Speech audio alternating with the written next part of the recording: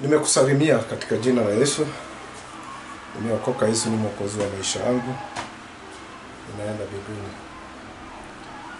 Na ninafurahia mwana wa Mungu kwa sababu ameandika jina langu kwenye kitabu cha uzima. Ni mapenzi yake niwe hai leo. Baba, pokea sifa, pokea utukufu, pokea shukrani. I surrender to you, my Redeemer. Wema na fadhili zako sinifuate. Unastahili asubuhi Baba, unastahili saa 7 na usiku. Kwa saa yote ni wewe Baba. Pokea sifa, pokea utukufu. Na bariki mwenye kunisikiza. Na muombea peace kwa nyumba ya huyo ambaye ananisikiza. Kwa huyo ambaye ananisikiza, Mwenyezi Mungu mpeleke from one glory to the other. Purify their life, my Redeemer Jesus Christ. I dedicate them all ambao wananifuata katika hii platform ya YouTube. God bless them. Baba, najiashiria kwako, nitumie kama ulimi wangu. Umenena maneno ambayo haifai. Mwenyezi Mungu nisamehe kwa sababu tunaongea, ili na kuomba unitumie na utumie ulimi wangu kusema vile unataka kusema. Jina lako Kristo liabudiwe. Pokea sifa, pokea utukufu, pokea shukrani. Baba, nena, nipe ujumbe. Na ni katika jina la Yesu nimeomba hata na kuamini. Amen. My brother, my sister, nimeokoka. Hii ni siku nyingine njema Mungu amenipea. Ninao furaha ya wokovu. Ninao furaha ya kuwa Jesus has written my name in the book of the kingdom of heaven. This is a miracle. Maana Kristo anatuelezea tusifurahi kwa sababu mashetani yanatoka, bali tufurahi kwa sababu majina yetu yameandikwa kwenye kitabu cha uzima. Leo ni Saturday. Ukisikia kuna makelele nje, ni watoto wanacheza, ndio sasa sauti hiyo maybe inafika. Niseme hivi. Kuna hii maandiko iko katika Deuteronomy 27 verse 26. God curse on anyone who does not obey all God's law and teachings. And the people will say Amen. God curse on anyone who does not obey all of God's law and teachings. Brethren,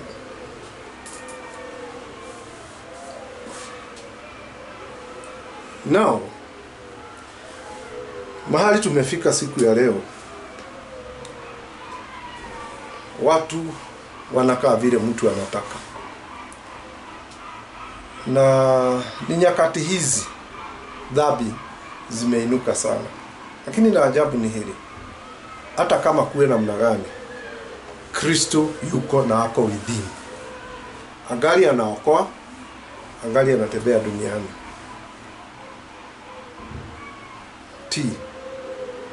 Amri ambazo Yesu Kristo amekupea on top of ya kuwa umeokoka, amri na teachings. Na hapa kwa teachings, sijui ni watu wangapi wameenda kitu tunaita commitment class. Tukirudi kwa kuna dini zingine, ukiokoka lazima uende commitment class. Mashita akirira. Huku kwetu ndio tunaita Bible study. Ni ya umuhimu sana kuwa na commitment class. Maana hii commitment class inakusaidia katika maisha yako. Hii commitment class inakusaidia yale mambo ambayo utafundishwa. Huenda ikawa hauna mtu anaweza kukupeleka ama kuongoza polepole kwa teachings, lakini vitabu iko na Biblia iko. It is advisable. Penda Biblia. Niseme hii. Nitaongea kidogo tu kuhusu usipitwe na nyakati. Kristo wakati anataka kutembelea mwanadamu ili ambariki, and more so wale ambao wameokoka na majina yao yako kwenye kitabu cha uzima, wajijua wewe. Sometimes Kristo huwa anatembea katika nyumba yako, na akitembea sometimes anataka kukuinua kutoka kiwango moja uende kiwango kingine. Sasa ile kitu ya maana ni unahitajika wakati Kristo anakuja kukutembelea ili akutoe from one glory ya kupeleke kwa glory nyingine, uwe umejisikia.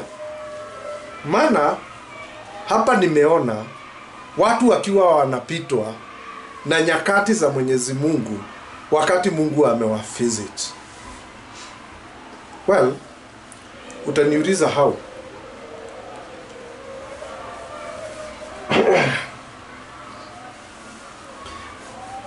Mimi nyakati niliitwa na Kristo, kuna mhubiri mmoja alikuja, aliniita shopping center ya kwetu mahali tulikuwa tunaishi, na alikuwa ni bishop wa kanisa la Assembly. Sasa nikiwa nimeongeleshwa na Mungu, ama within our area wakajua ninaongeleshwa na Mungu sana, huyo bishop aliniita na tukakunywa chai na yeye, na ni wakati wangu wa mwanzo kuitwa tu, nikiwa tu nimeitwa. Na huyu mzee ama huyu bishop aliniadvise, it is advisable usifuate hii na hii. Sasa na akawa ananielezea mpaka kuna watu wengine watakuja wajaribu kukuelezea ufanye ABCD, maana ni mwito umeitwa huo.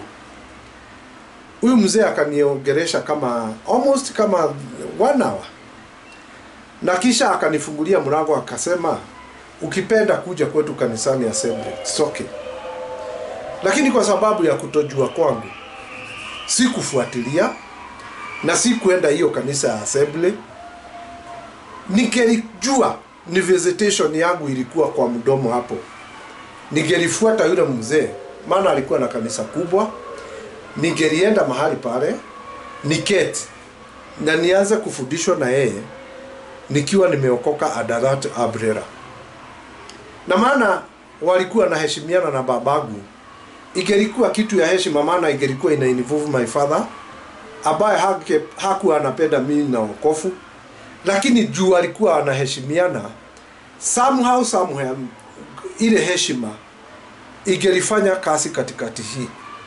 So kama ningelikubali wakati huo nikubali kujoin kanisa la huyo mzee, agenipeleka from gasi moja kunipeleka pole pole. Maana nilianza kuongeleshwa na Mungu tu nikiwa tu, hata sijui, sikuwa ninaenda kanisa.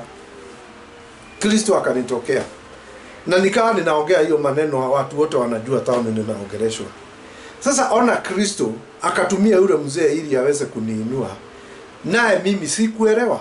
Juu kama nilielewa ningelimfuata kanisa ya Assembly, agenipeleka step by step, na maybe hizi visitation kama 3 zimenipita, hata hiyo ya kwanza haigenipita. Lakini tuseme ilikuwa mapenzi ya Mungu.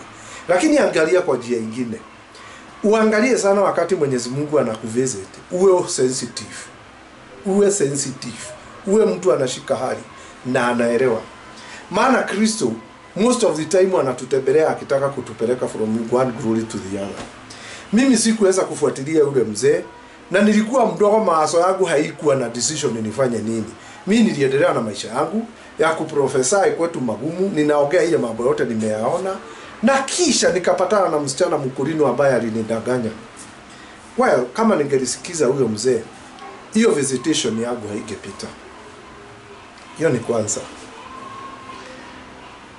Now,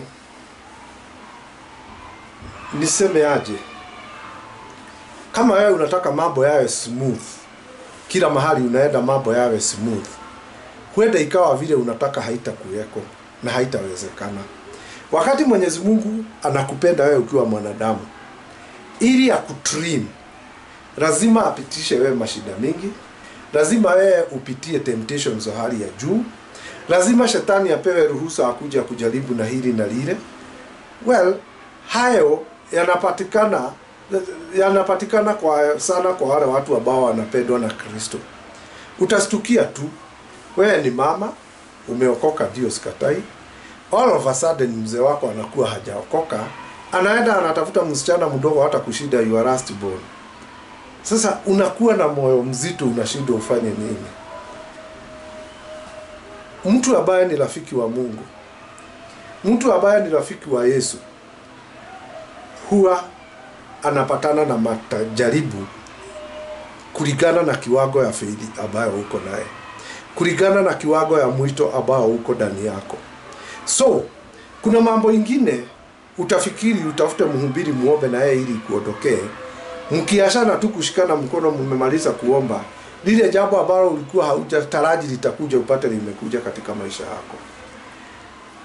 Nataka kusema nini?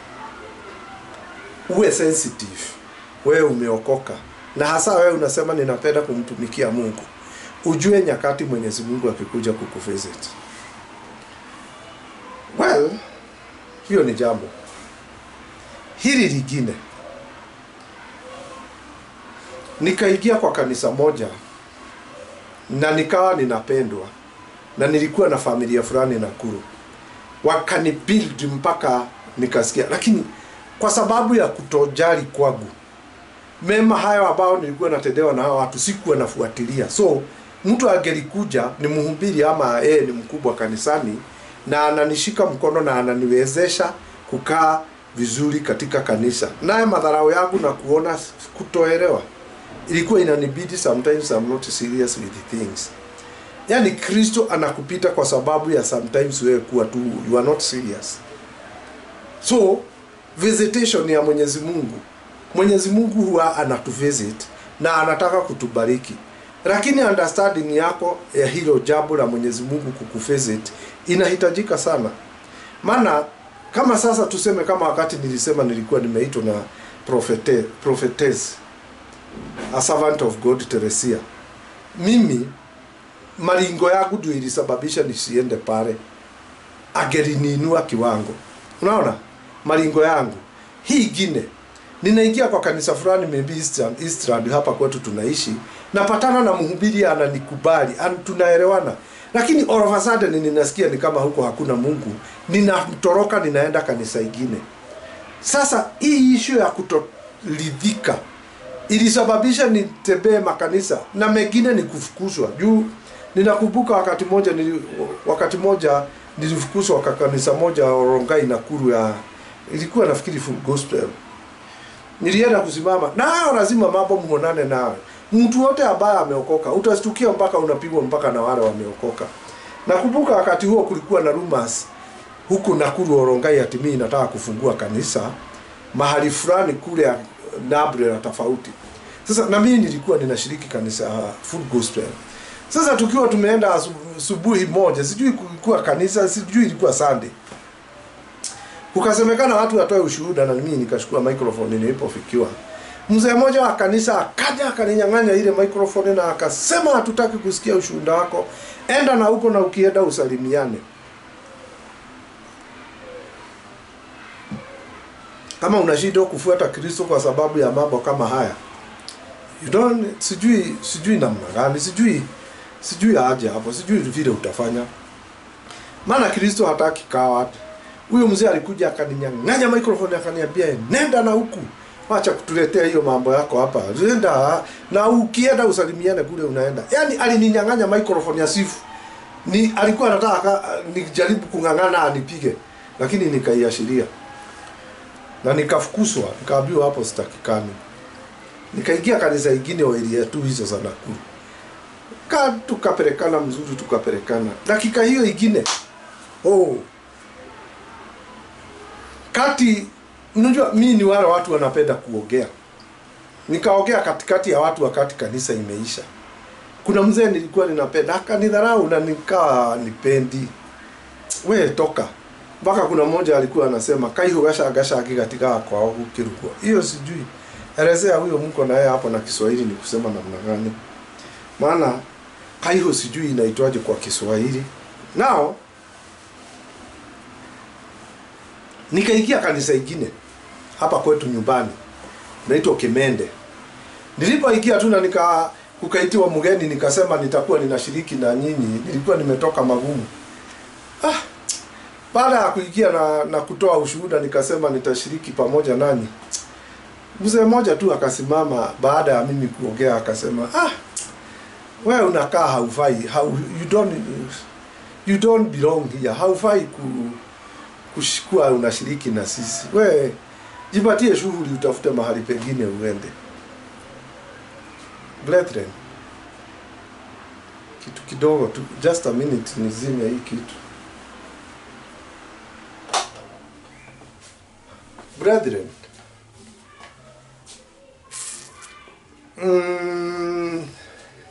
na nikafukuzwa namna hiyo.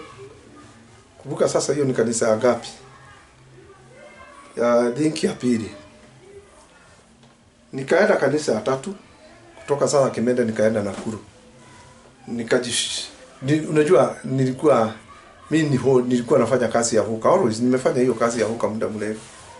Sasa nilipoenda Nakuru nilikuwa nafanya kazi mahali kwa butcher. Nikajiunga na kanisa ingine wewe hapo. Baada ya kukaa na akaniambia, hii sifa yako ni mbaya sana kutoka mahali ulitoka, wewe si kijana mzuri. Nikamwambia sasa nilikuwa wakati ule sijaokoka, isipokuwa nilikuwa naenda kanisani. Akaniambia haufai kuwa pamoja nasi. Kwanza nilielezewa na pastor, you don't belong here. Hiyo naye nikiwa tu ninaipenda nikafukuzwa tu namna hiyo. Nafikiri mimi sikuwa mzuri. Unaona hii ujeuri, unakuwa mjeuri sana, unajifanya sasa nitasema namna gani? Hiyo ni pride inakuaga ndani ya mtu. Unajiona ati juu kule umetoka ninyi ni matajiri. Unajiona as if you are so special, but you are not. Sasa mimi nilikuwa ninajisikia kuligana kule nimetoka. Sasa nikienda naenda na ule ujeuri na ule ujinga. Hiyo naye mhubiri akaniambia, hata sifa yako ambayo imetufikia sio mzuri, haufai kuwa pamoja nasi. Sijui hiyo ni kanisa ya nne, sijui ni ya ngapi. Na kisha nikakuja hapa Nairobi. Nikiwa hapa Nairobi nikajiunga na makanisa kadhaa, na kisha nikaingia kanisa fulani. Na wao mhubiri aliniambia hatakaki kiberebere na akanifukuza. Nikanisa tu nikaelezewa toka uende. Hayo maisha ya kudharauliwa kwa wale watu ambao wameokoka ni lazima. Unaweza jiangalia useme, kwani mimi nilifanya Mungu nini? Hakuna kitu umemfanya Mungu. Lakini wale ambao wanakaa vile wewe unataka kukaa ukiwa umeokoka, hayo ndio mambo anafaa kupitia. Uelewe hivyo. You are not special. Jesus alipitia. Sasa ile kitu tuko naye shida ni hii. Hatutaki kupitia kukunywa zile vikombe, na tunataka utumishi ama tunataka tuwe tumekaa vizuri. Well, mashida ambayo unayapitia mengi anakutrim na anakufanya mtu ambaye anakubarika. You know, maana unaona mtu anataka kutumikia Mwenyezi Mungu na hataki kupita katika zile steps zinatakikana. Unataka kuhepa hii, unataka kuhepa hii, unataka kuhepa hii. Kitu kingine ni hii. Sometimes ninaona kwa makanisa yetu mengi ambayo tunaenda, unasikia mhubiri organize every first week of the month kunakuwa na fasting kama ya siku 3. Sasa na juu ni lazima na every week, first week of the month, every first week of the month lazima kuwe na fasting ya siku 3.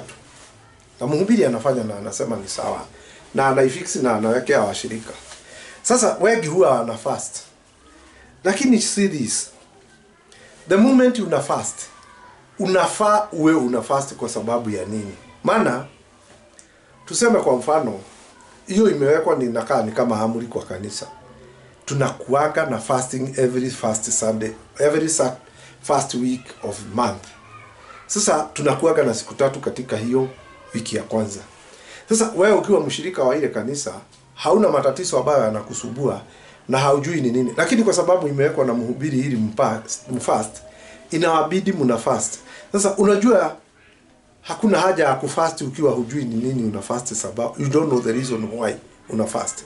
Juu unajua tu ni wakati wa kufast wiki ya kwanza, naye huwa unaingia fasting na hujui maana yake. Sasa Kristo akaelezea wanafunzi, enendeni mkahubiri, na wakaenda.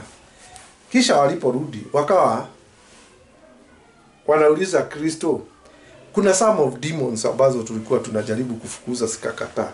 Naye Kristo akawaelezea, kuna demons, kuna mapepo ingine ambayo inahitaji wewe ufunge, kukula na kukunywa ili uyerushe nje. Sasa motive yako na kufasting, kado na hii ambayo Kristo anasema demons zingine zinafaa ufast ili usifukuze, ni nini ingine inasababisha ufast? Tuasimu saa hii wewe ni msichana na unataka kuolewa, na kuna kijana unaona kanisani ambaye ni mrembo sana ama handsome, na juu unampenda na hakusikii, unaingia fasting kumfunga ukimuitisha. Sasa una fast mpaka 40 days kwa sababu ya huyo jamaa, ukifunga umuitishe, unaenda anti-clockwise. Maana Biblia inasema seek the kingdom of heaven first, na mengine nitawaongeza. Ukikaa vizuri kwa wokovu, you don't need to see a gentleman or a girl with your eyes. First of all, you see the kingdom of heaven first. Uingie. Alafu haya mengine Mwenyezi Mungu atakuongeza. Unaona, to assume huyu jamaa ambaye alielezewa na Mwenyezi Mungu aende akamtoe mtoto wake huko mlimani sacrifice. To assume hiyo goat ambayo walipata pale ni msichana, na huyu kijana alikuwa anaenda kufanywa sacrifice dear boy. Sasa jiingize kwa maisha ya kijana huyu, na ujiingize mahali goat ile ambayo walienda kufanya sacrifice pale mlimani, mahali ilikuwa imejificha. Sasa nataka tugeuze hii. Kijana huyu ambaye anaenda kutolewa sacrifice na father awe ndiye kijana, na yule msichana ambaye unamtafuta ako mahali kwa bush fulani. Tuelewane, ako mahali kwa bush fulani in this world. Sasa ili wewe uweze kupata buzi ambayo ama msichana ambaye ni mzuri, ambaye amefishwa mahali, na yeye ndiye kijana ambaye unafaa kutolewa sacrifice, lazima usacrifice yourself, ukae vizuri kwa Mwenyezi Mungu, ili aweze kukuelekeza mahali msichana wako amejificha ama mahali amefichwa. All this marriage inatoka kwa Mwenyezi Mungu, na yeye akiniumba, aliniumba na akaweka bavu yangu. Maana sikulitolewa moja kwa Adamu ikatengeneza mama. Bafu yangu niko nayo kwa nyumba. Sasa wewe uko na bafu yako, na ni Mungu anajua mahali iko. So how fai, it is not godly wakati unaenda mlimani kufunga, ama wakati unaingia kwa maombi ya kufunga, kukula na kukunywa for 40 days kwa sababu ya kijana fulani ambaye unaona unampenda ili akuoe. Like the other alternative, hata wewe kijana haufai kuingia kwa magoti kuomba, ufunge, kukula na kukunywa ili msichana fulani akukubali. Haufai. Ile kitu Biblia inakuruhusu, tafuta ufalme wa mbinguni kwanza na mengine atakuongeza. Now, angalia huyu jamaa ambaye alitolewa sacrifice pale na babake. Babake alikuwa mwaminifu mbele ya Mwenyezi Mungu, na diposa akapewa huyu mtoto mmoja tu. Na kisha huyo Mungu akamuelezea, toa sacrifice kwa huyo mtoto. The faith, the relationship between God and this servant ilikuwa mzuri. Na ndio ilisababisha Mwenyezi Mungu amwambie toa mwanao. Na ndio ilisababisha Mwenyezi Mungu amletee buzi pale mlimani ili atoe sacrifice. Sasa wewe between the father of huyu mtoto na Mungu alikuwa na uelewano mzuri, na between mtoto na Mwenyezi Mungu kulikuwa na umungu ambao mtoto hakuwa anauona. Sasa wewe ingia kwa kiatu ya huyu kijana ambaye alikuwa anaenda kufanywa sacrifice, ukihitaji kuoa, uelezee Mwenyezi Mungu. Na sieleka huyu mtoto alikuwa anauliza babake akienda, though ninaona kuni, ninaona kila kitu kingine, buzi ya sacrifice iko wapi? Wakati una fast, ni nini? Una fast kwa sababu umewekewa kanisani kwenu, ama una fast kwa sababu unahitaji kitu fulani hii na ile? Kama una fast kwa sababu ya kitu hii na ile, well, ukiwa unajua ni nini unataka, una fast. Lakini sio kuigiaga tu kufast na hujui una fast nini. Just imagine, na nimeongea na mtu mwingine hapa nikamuelezea kufast kiholela holela bila kujua maana ya kufast. Ni kama sasa nikupee mfano. Ni saa 12 ya jioni, inaenda saa 1. Sasa kwenu ushago mahali umetoka, unaenda kusema unatoka kwa nyumba 6:30 ikielekea saa 1 ya usiku, alafu unasema unataka kwenda town ya Nairobi na maybe unatoka Nyeri. Nataka kwenda Nairobi, kuna vitu naenda kushukua Nairobi.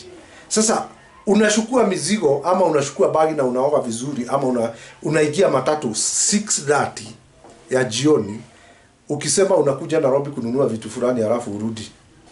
Sasa wale watu ambao watakuona wanaoshindwa, huyu unakutana na watu wa kwenu kijijini. Unaenda kwani mama fulani unaenda wapi? Naenda town Nyeri, alafu nishukue magari naenda Nairobi, kuna kitu nataka niende ninunue alafu nirudi. Sasa unarudi, sasa wewe unaenda usiku. Sasa wale wanakuona wanashindwa, huyu mtu ni nini imemshika? There is no way utafunga safari saa 11:30 ya jioni, alafu ujitayarishe vizuri saa 6 ikielekea, alafu sasa unatokea na wewe unafanyanga kazi mchana, unaelezea watu unaenda kazini usiku na haufanyi kazi usiku. Inakuwa ni abnormal. Fasting bila kujua ni nini inasababisha ufast. Ni kama huyu jamaa ambaye anatoka kwake 6:30 ya jioni, anasema anaenda town kununua kitu fulani. Saa zile 6 ikielekea saa 1. Ati nataka kukimbia Nyeri town, nataka kukimbia Nakuru town ninunue hii na hii na nirudi, na unatoka nyumbani 6:30 jioni. It looks you are not normal. Inakaa kama huna kishwa mzuri. Well, na yule mtu ambaye ana fast bila kujua sababu ya kufast. Unajua, ninaweza sema ninataka kufast Mwenyezi Mungu juu ni mgonjwa nipone. Simple as that. Nataka kufast Mwenyezi Mungu maana ninaona hili jambo na hili haliendi vizuri. Ninaongeza nguvu ili niondoe yale mapepo. Ukienda kufast without the reason, bila kujua ni nini inasababisha ufast, unakaa tu kama mtu huyo ambaye anasema ninaenda town 6:30 ya jioni.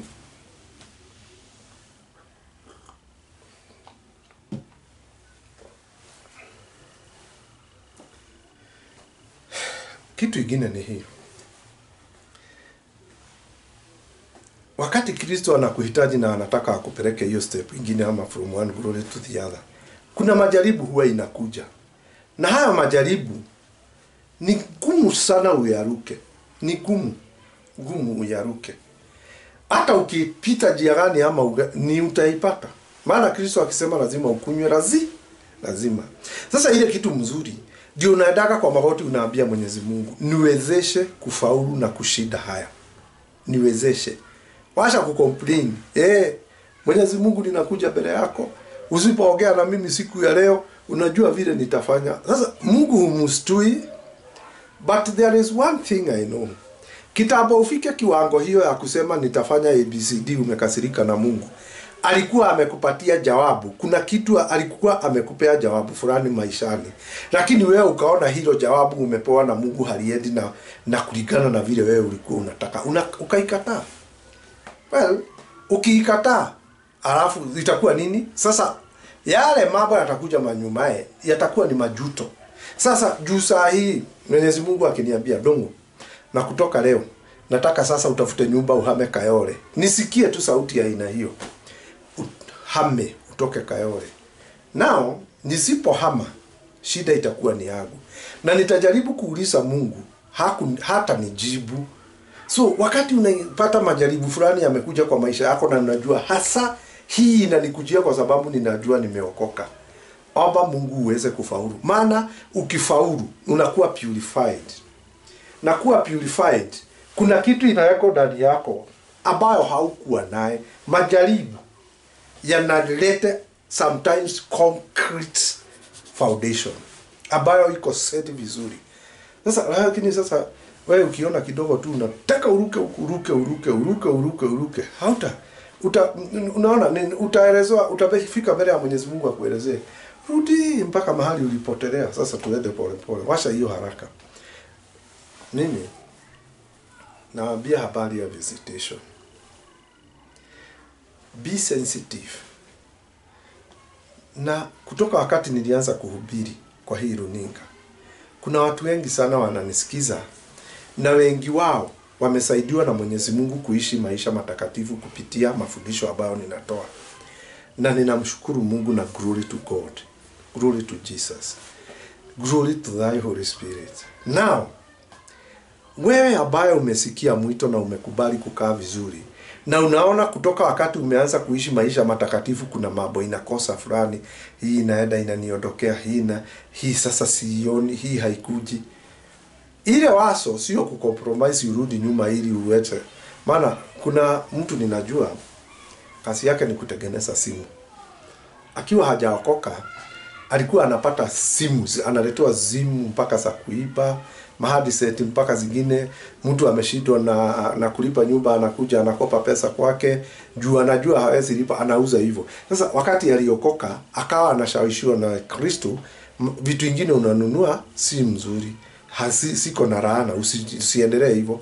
Sasa yeye unajua lazima sasa juu amekaa vizuri, lazima aondokee hiyo laini baya. Sasa akiondokea hiyo laini baya, maisha yake naye inaanza kurudi chini, pesa zinaanza kukosekana. Juu alikuwa anafanya biashara ambayo haina baraka. Brethren,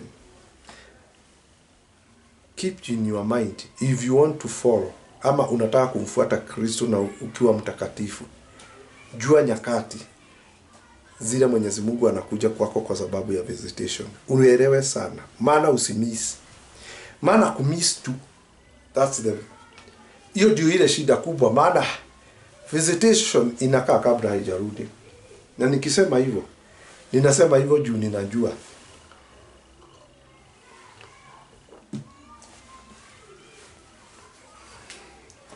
Well,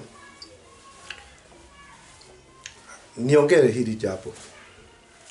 Kwa video ingine hapo imepita nikasema I wish vigogo wa kiroho Kenya, wale ambao walikuwa wanajionea mambo ikitendeka wakati T.L. Osborne alikuwa anakuja Kenya, akina servant of God, prophet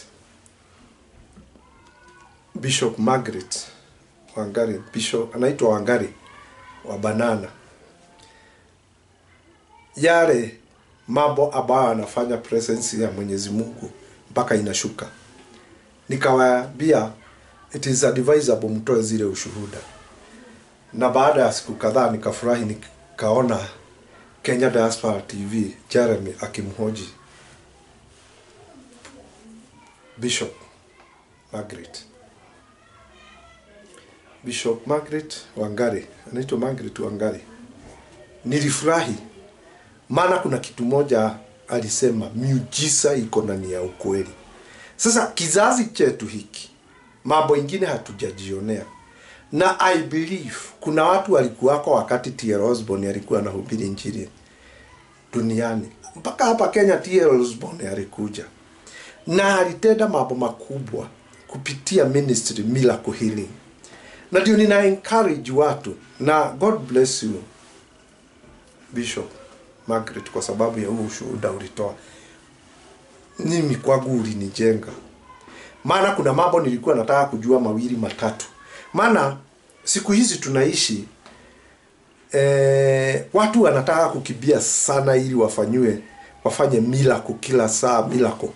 Na unajua niwaelezea hivi,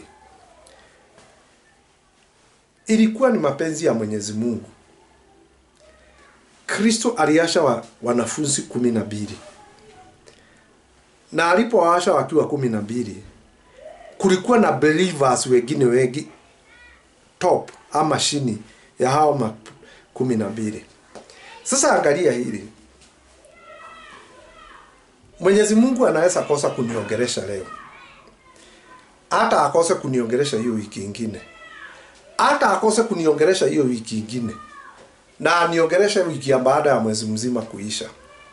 Sasa tuassume sasa mimi niko na kanisa na kuna watu ambao wako chini yangu na ninatakiwa niwahudumie, na Mwenyezi Mungu anamaliza mwezi mzima kabla hajaninenea. Unaonaje?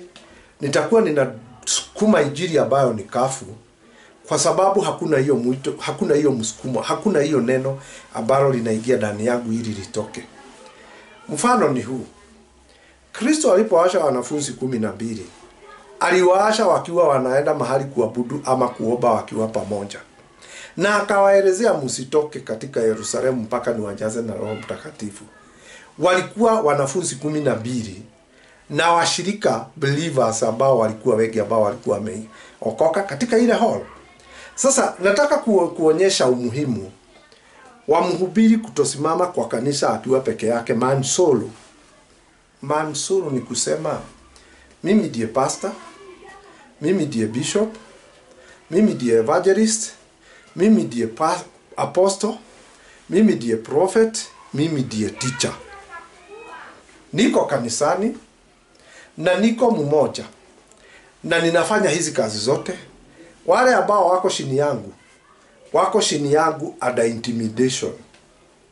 Hawezi pita. Wakati ule wewe unataka kuondoka kidogo, hakuna yule mtu wako idhini kanisa ambaye unaongoza anaweza simama pale ahubiri. Na kwa wale ambao wamebarikiwa wako na foundation kama hizo, ni sawa. Lakini hizi mingi tunaita Free Pentecostal. Kanisa hizi za Free Pentecostal. Na sio Free Pentecostal mpaka kuna mingi tunaona hapa.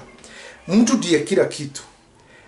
Sababu ya Mwenyezi Mungu kusababisha kuwe na wanafunzi 12 na akawasha. Unajua Kristo angechagua wale wanafunzi 12 na awashirie wakufe kabla hajaondoka duniani. Hakuna hata mmoja alikufa, na yule alikufa baadaye. Bana alikuwa ni Judas ambaye alimuuza. Na akawa replaced na mtu mwingine hapo. Sasa sababu ya Kristo kuasha wanafunzi 12. Kristo alipoondoka hapa duniani, baada ya hao wanafunzi kujazwa na Roho Mtakatifu, hapo ndio walianza kanisa ambayo tunaita ya Free Pentecostal. Hii kanisa ilikuwa na watu 12 ambao wamejazwa na Roho Mtakatifu. Na kila mmoja alikuwa anafanya kazi kulingana na vile wameongozwa na Mungu. Sasa na department ya mali ambayo ilikuwa inaletwa kanisani, hiyo inagawiwa watu fulani ndio wanasimamia. Kuna hii department nyingine ni ya evangelism, inagawiwa watu fulani na wanaashiriwa, sio kuashiriwa na kufungwa. Unapata hii ni department nyingine ambayo inadili na watoto, inakuwa na pastor wao na anapewa freedom. Sasa maana ya kanisa sio mimi ministry. Maana ya kanisa ni watu zaidi ya 5 ambao wako na hizi gift 5 za fivefold ministry. Kila mmoja awe katika hii kanisa ili wasaidiane. Maana hapa ndio prophet anaongea, alafu mmoja ataongea in tongues na mwingine atranslate. Now here a man solo, mimi na mke wangu tu ndio sisi overhead, na wale wengine wako nyuma yetu, they are just but shadow. Hiyo si ministry, hiyo si kasi kufanyika namna hiyo, sio na Mungu. Na nasema hivi, tusome by example. Wale ambao wako mbele yetu wamekuwa namna hiyo, I don't challenge them juu mtu atasema mimi nataka niwe sasa na gari mzuri, lazima niwe ninasema mimi ndiye mwenye hii kanisa, na ukienda lazima utafute mtu mwingine ama mtafute watu wakuja wahubiri. Na eti kuna washirika ambao wako hapa within mumelea zaidi ya miaka 20 ambao wanaweza simama kwa hiyo pulpit na wasimame vizuri na wewe, lakini huwezi ukawaruhusu, maana umekuwa so selfish in preaching the gospel. You have that will. Ninaongea hili jambo nikijua nitalete shaka na nitalete shida kwa watu wengi, lakini that's how it is. Serious. Paulo anafundisha Timothy na anamfundisha vizuri, alafu anamwashiria, anawaelezea. Akimwashiria anamwashiria na barua anamuelezea, huyu ambaye nimetuma kwenu amequalify kwa sababu amekaa naye na amemfundisha, anajua kila kitu. Nimemtuma on behalf ya kanisa la hapa kwenu na Roho Mtakatifu akiwa ndani yake. Mtu mwingine ambaye alikuwa anakataliwa katika mji wao, akashukuriwa nafikiri na Paulo, akawa molded vizuri, akafundishwa. Kisha huyo mtu akashukuriwa na Paulo na akaandika document. Yenyewe mlikuwa hampendi, lakini hiyo muda nimekaa naye amebadilika. Ninaomba mumkubali. Sasa mimi ndiye huyu, kanisa ni mimi, kila kitu ni mimi, signature ya account ni mimi, treasurer ni mimi, secretary ni mimi. Wale watu nimetafuta hapa ili turegister makanisa ni wale watu ninaweka kwa mfuko ya nyuma kama simu, na mwingine ninaweka upande huu mwingine wa nyuma kama simu. Hivyo ama ninaweka hapa kama kalamu. That's not the will of God. The will of God ni watu 20 mnakuwa na viongozi kama wawili watatu ambao mna communicate, mnashikana hivi ili umbrella iwe strong.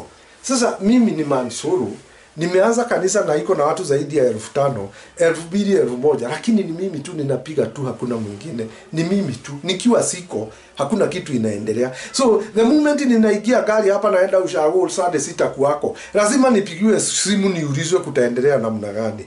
Mitume walikuwa hivyo. Mitume tuseme akina Petro wameenda kuhubiri, alafu sasa hawajarudi, kumetokea jambo fulani kanisani, lazima apigiwe simu aulizwe. Kuna mitume ambao wako standard ya wokovu, wanajua waamuzi, maana wamejawa na Roho Mtakatifu.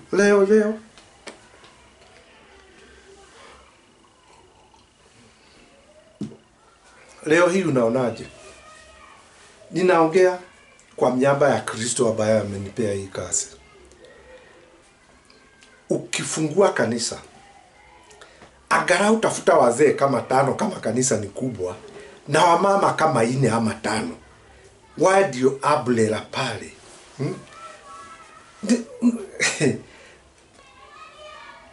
Eli alikuwa anaishi kwa kanisa, lakini mama Samuel alikaa anasema, mimi nilisema nikipata mtoto nitamtoa kwa madhabahu ya Mungu akae huko.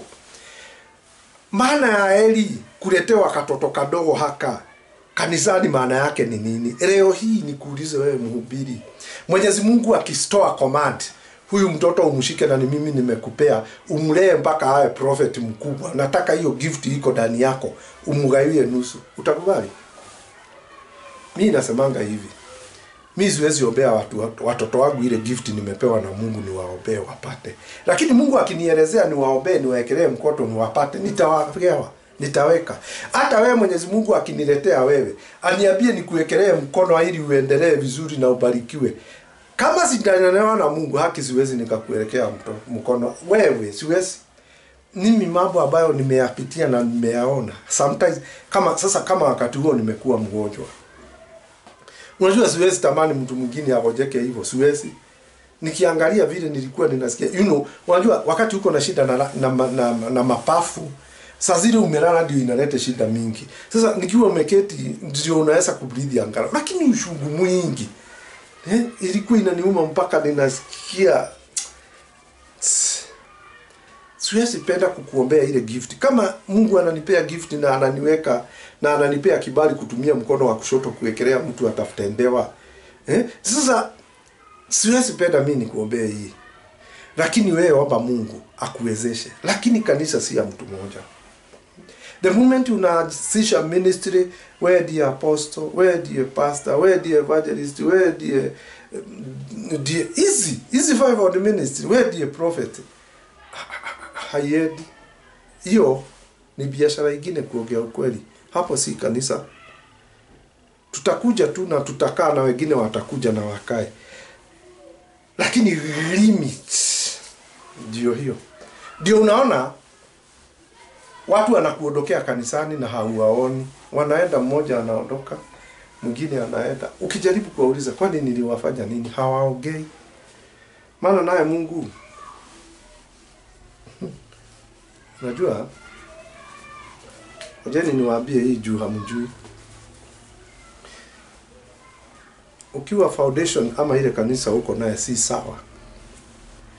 Sometimes Mwenyezi Mungu huwa anatuma malaika hapo kwa hiyo mlango huko ya hiyo kanisa unafunga huko. Hiyo kanisa yako huko naye. Unajua ndio tunaita ministry squeeze. Kila mtu anataka yake. Ni mingi sana. Mingi Kenya. Ukienda mita kadhaa kanisa na ni kanisa za mtu binafsi. Ile kitu hamuelewi ni hii. Na hii ni kitu nimekuja kuitines na nimejua. Sunday wale watu watakatifu ambao wako kwa hiyo kanisa wewe huko, na Mwenyezi Mungu anataka awapatie direction. Kristo huwa anatuma malaika hapo mlangoni, anakuja tu. Siku na Asha hapo akisimama, unasikia, unajua yule Asha hapo kwa mlango, wewe unaona ni mtu mnajuana na mnasalimiana. Lakini kuna malaika amewekwa hapa na Mungu. Wewe ambaye Kristo anakutaka, ukikuja mnaonana na wewe unaona ni mzee, unaona ama ni kijana tu, unaona amevaa maguo ya asha, na anakuongelesha, anakuambia mimi nataka wewe, hii kanisa unataka kuingia si mzuri, nataka utoke uende kanisa fulani ama nikuonyeshe mahali utaenda. Sasa huyu Asha ako kwa mlango, haoni huyu mtu, lakini wale ambao Mwenyezi Mungu anataka waone huyu mtu, anakuja anaongelesha huyo mtu kabla hajaingia kwa kanisa. Sasa series hii ni kitu Mwenyezi Mungu anafanya na watu wengi, anafanya na watu wengi ambao Mwenyezi Mungu anawatoa kwa madhabahu ambao hataki. Mwenyezi Mungu anatuma malaika physical, anakuja hapo kwa mlango every Sunday. Ikionekana huyu ndio anatakiwa aende mahali fulani na Mungu, malaika anakuja, anatoka, anasimama. Sasa kuna huyu mmoja in particular juzi hapa akaniambia, mimi nilienda kwa mlango nikapata kukiwa na young handsome gentleman amesimama hapo, akaniongelesha, akaniita mama fulani, na nilimekwambia hii kanisa usiwe unakuja, usikii, nilikwambia usiwe unakuja. Akamwambia sawa, nimesikia, na akaongea na Asha, akaingia ndani. Baada tu ya kuingia, akafikiri atoke nje aulize huyo kijana wameongea na yeye swali, hakumpata. That's how God is working these days. Sasa utaona mtu fulani na alikuwa rafiki na mlikuwa mnaelewana na ako katika abra ile huko, na yeye ni kiongozi. Ghafla unaona hakuji, unakaa unaona mwingine hakuji, wanaondoka tu na hawaongei. Jiulize ni nini inaendelea. Isiwe wewe ni mmoja wa wale ambao Mwenyezi Mungu anatuma malaika kwa mlango kusimamisha wale ambao anataka. Mwenyezi Mungu anaweza yote, anawatuma na anawaambia ninakutaka mahali fulani, enda unitafute, enda uingie kwa nyumba yako utafute uso wangu, asema Mungu, nitakuonyesha la kufanya. Wengi ambao wanatolewa katika hizi madhabahu wanatolewa kwa njia hiyo. So think about it. Wakati wewe unasema huko na ministry, na wewe ndiye kila kitu, wewe ndiye pastor, wewe ndiye evangelist, wewe ndiye teacher, wewe ndiye apostle, wewe ndiye prophet, easy, hakuna hawezi. Na nilikuwa nasema wewe kama Mwenyezi Mungu huwa ananinenea mara moja kwa wiki ama mara moja kwa mwezi, na ninahitajika nihubiri. Unaona sasa, mkiwa watu kama 5 umepea mamlaka, hata kama ni wewe umeanzisha ile kanisa, hautaenda na utaiasha. Na ndio unaona wengi wakikufa na walikuwa na makanisa kubwa inaisha. Ukilifuata hii issue ya kufuata kuweka vile inatakikana, kuwe na wazee deacon wa kanisa, kuwe na wahubiri kuwe na prophet, hao watu ambao wako na mamlaka, ili sasa ile unasikia sasa zingine utaamuka asubuhi usikie hauna neno, maana hujaongeleshwa na Mungu. Na Mungu sio lazima akuongeleshe kila siku, sio lazima. Sasa leo hii nikiwa kesho ni Sunday na mimi ndiye mhubiri na sijapata neno kutoka kwa Mwenyezi Mungu, atakuwa amenenea huyo mwingine ambaye tumekuwa kwa kasi na yeye, na anakuwa maybe ni prophet. Sasa ndio unaona mna communicate katika wiki, mnaongea na simu, Mungu akubariki, mna communicate maana mko kwa abra, mnasikizana. Sasa mmoja anasema kuna ujumbe nimepewa na Mungu. Sasa naye mhubiri anamuelezea, Jumi ndiye senior, nimekupea kibali, wewe ndiye utakayehubiri Sunday, maana mimi na leo ninasikia sina neno. Si makosa kukaa hapo wahubiri ukiwa umeketi. Sasa sio lazima uwe ni wewe unasimama kwa pulpit kila saa, sio lazima. Kuna kitu nitasemaje, nitaliganisha ama nitaweka hii aje namna gani ingie.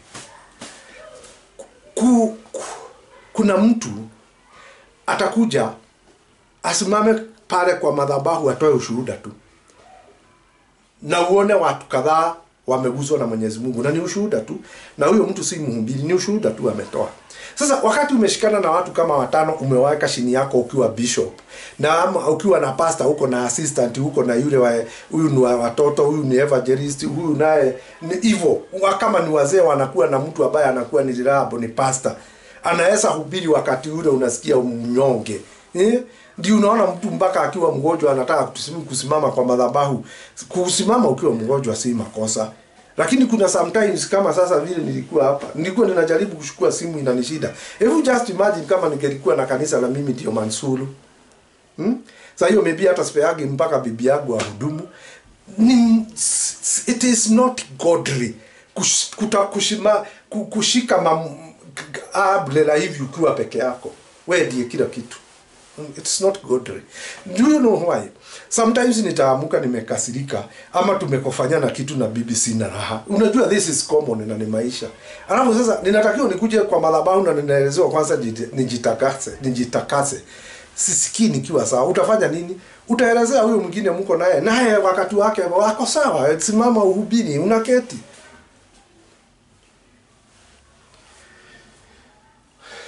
Ninaongea kwa sababu ya Free Pentecostal churches.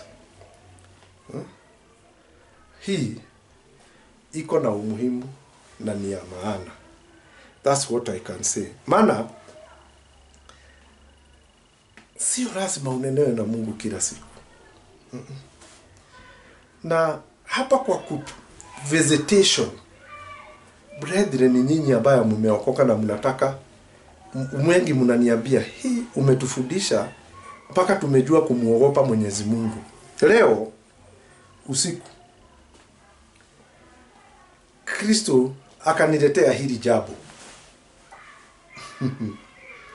Na ni maono nilikuwa nimeyaona muda hapo. Nikiwa nimelala mahali nimelala, alafu kunaletwa domo mwingine mbele yangu ninajiona. Sasa mahali ninaishi hapa hivi, upande wa left nikitoka nje nikienda hivi kuna vile ninaenda nitokee kwa barabara. Kristo akaniinua, akaniweka mahali pale. Sasa aliponiweka hapo, akawa sasa ananuhusu ni person nijione. Sasa unajua niliona nini? Sasa ati nimetoka huko kwa barabara ninateremka miguu nikiwa tu nimevaa vile nimefaa. Naye Kristo sasa akaninenea akiwa nyuma yangu. Akaniambia hebu ona dongo. Sasa nilipoangalia vizuri nikaona dongo wengine watatu kama mimi. Wangapi? Na zote tumepanga line moja na tunaenda according. Sasa Kristo juu alikuwa na mimi hapo. Na hapa ananiongelesha. Sasa ananiongelesha tuko na yeye hapa.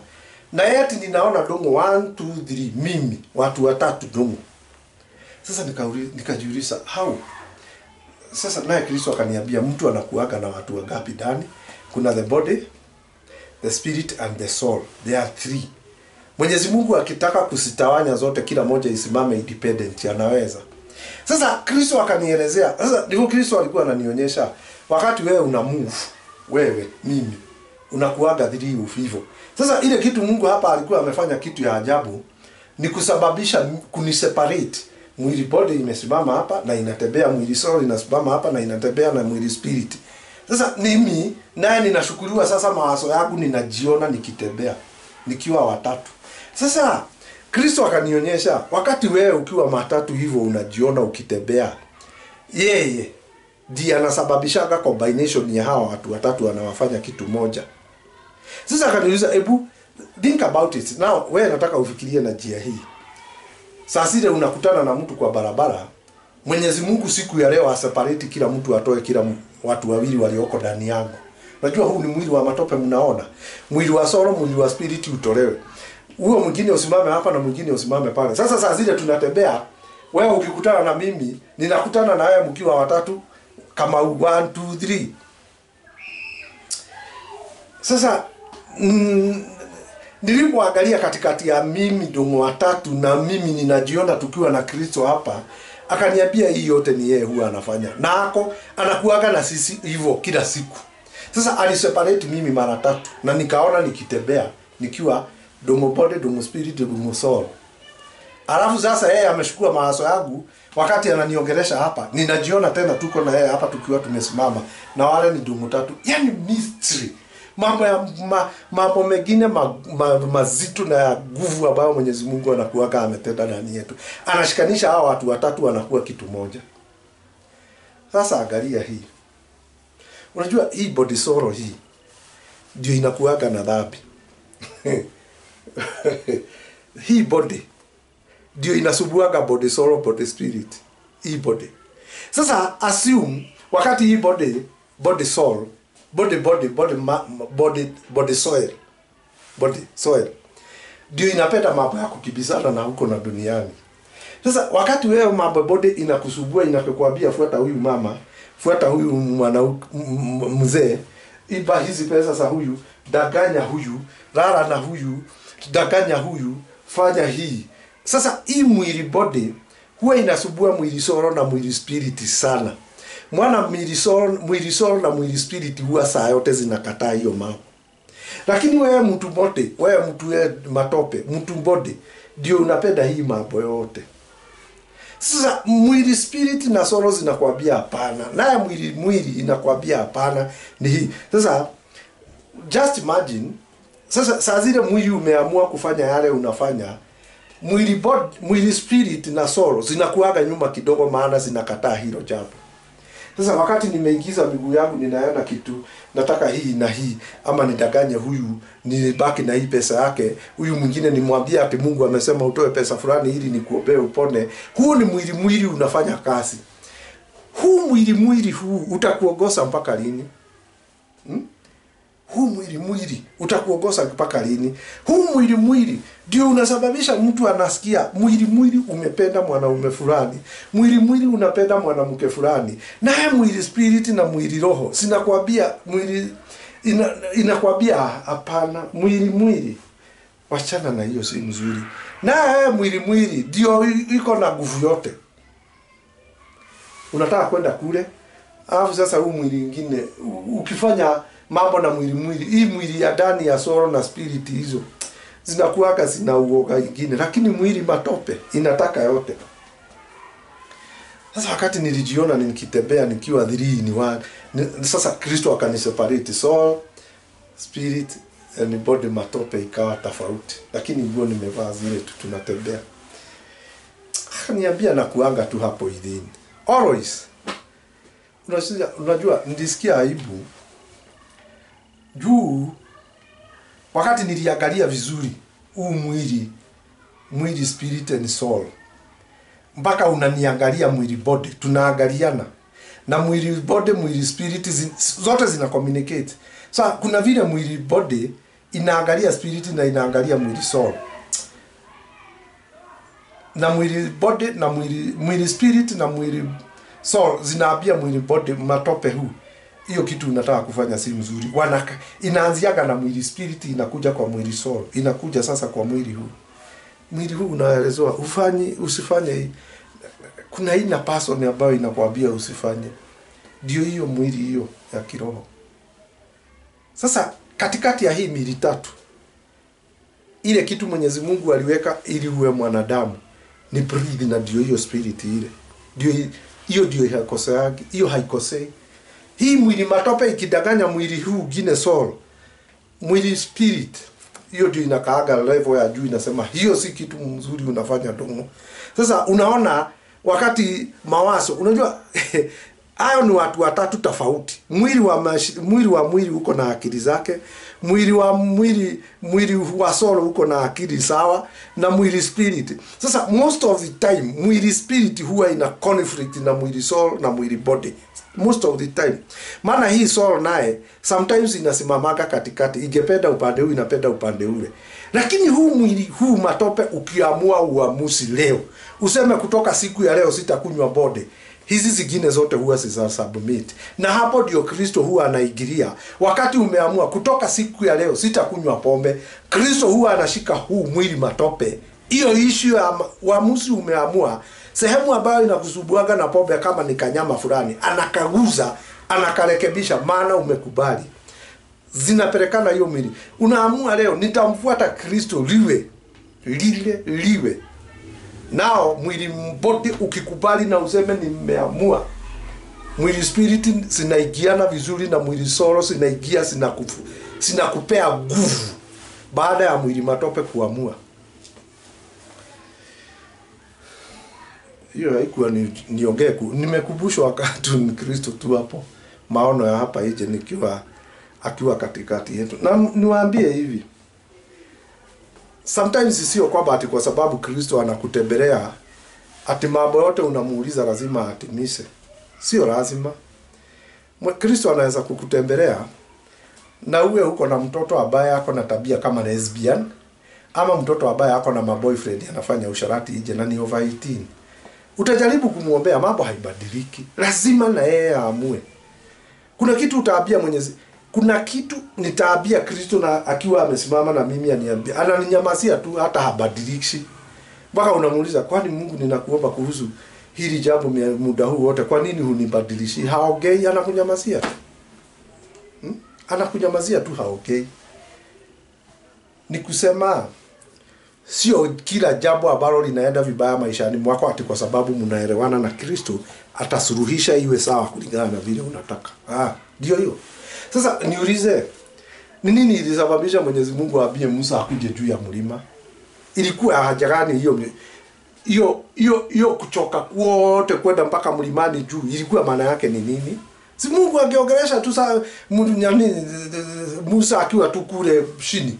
Amwambie Musa, nimekuja nataka utoe watoto wangu ABCD. Sasa wakati huu amefika pale ili waende juu ya mlima. Anaenda juu ya mlima. Mwenyezi Mungu anamwambia upande mlima ukuje mpaka juu. Hii kazi mzito yote. Na unajua mpaka mahali Musa anaenda anasikia amelemewa, Mungu anamuongeza nguvu. Anamuongeza nguvu aende wapi? Mlimani juu. Sasa alafu ona kitu kingine Mungu amefanya. Ameenda amekuja na amri 10 na zimeandikwa kwa mawe 2. Akaambia Musa, shika hii ni amri 10. Teremka nazo chini upelekee wale wana Israeli. Sasa hebu nikuulize, si kulikuwa na malaika ambao Mwenyezi Mungu angewaambia, wewe malaika fulani chukua Musa na amri 10 umsaidie upeleke chini? Ageinuliwa tu within a fraction of 10 seconds. Kwa nini Mwenyezi Mungu anaambia ile amri 10 na sijui sijifungwa na kabagani ili zikae vizuri kwa shuda? Anateremka nazo pole pole mpaka anafika chini. Sasa wewe nikuulize na sikupenda. Unajua wakati umepewa Kristo amekuita amekufanya uokoke, anakuwekeaga amri 10. Sasa see it in this angle. Umewekewa amri 10 na Mwenyezi Mungu, anakuambia upelekee wana Israeli kule chini. Wamekugojea. Wewe umeenda mlimani, umejua kila kitu, umejazwa na Roho Mtakatifu, umeokoka.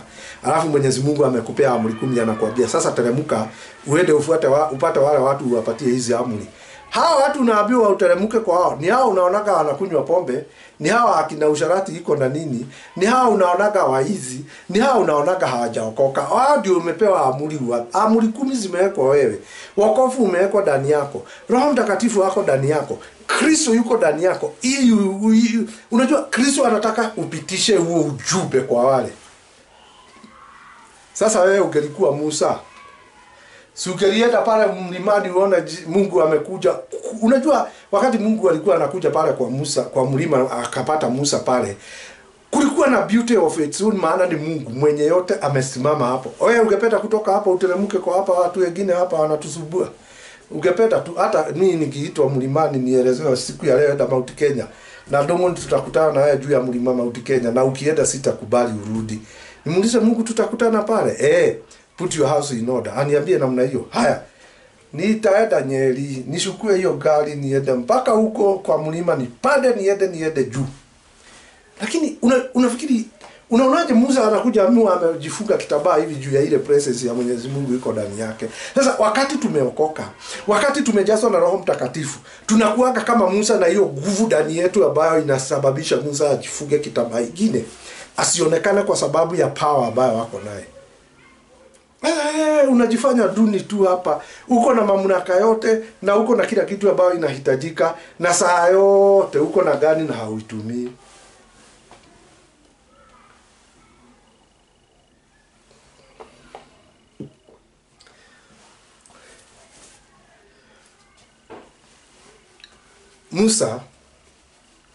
Musa alienda mlimani.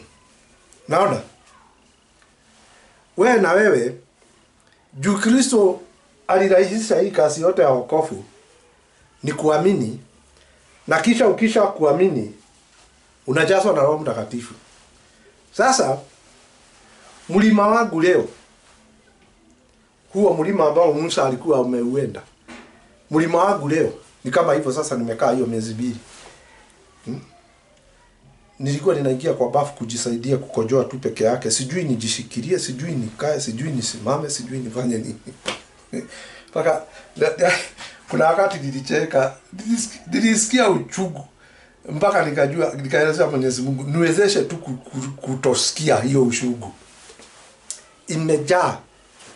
Mpaka nikaangalia hivi nikauliza Kristo, kweli uko part of this? Haniongereshi. Leo hii kupanda mlimani ni kushukua wokovu na kujifika.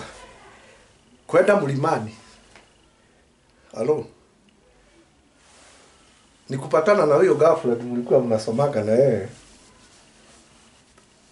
Ukiona vile yako mrembo kwa sababu ya vile ameolewa amekaa vizuri kwake, na usimwambie, hey, kama ningelijua mtakuwa warembo namna hii, ningekojea. Kwenda mlimani ni wewe ambaye umeokoka. Usiweke compliment ya aina hiyo kwa msichana ama mtu mlikuwa mnasoma na yeye. Kwenda mlimani. Kwenda mlimani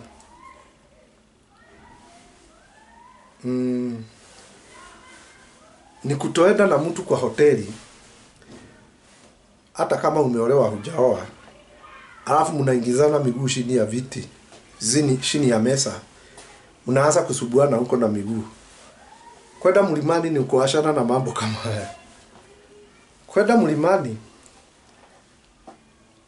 ni kukutana na yule girlfriend mlikuwa na yeye kabla hujaoa, na mlikuwa mnapendana ghafla mkakutana, na msiwe na compromise, muelezee tufanye vile tulikuwa tunafanya. Kwenda mlimani ni kuacha hiyo. Kwenda mlimani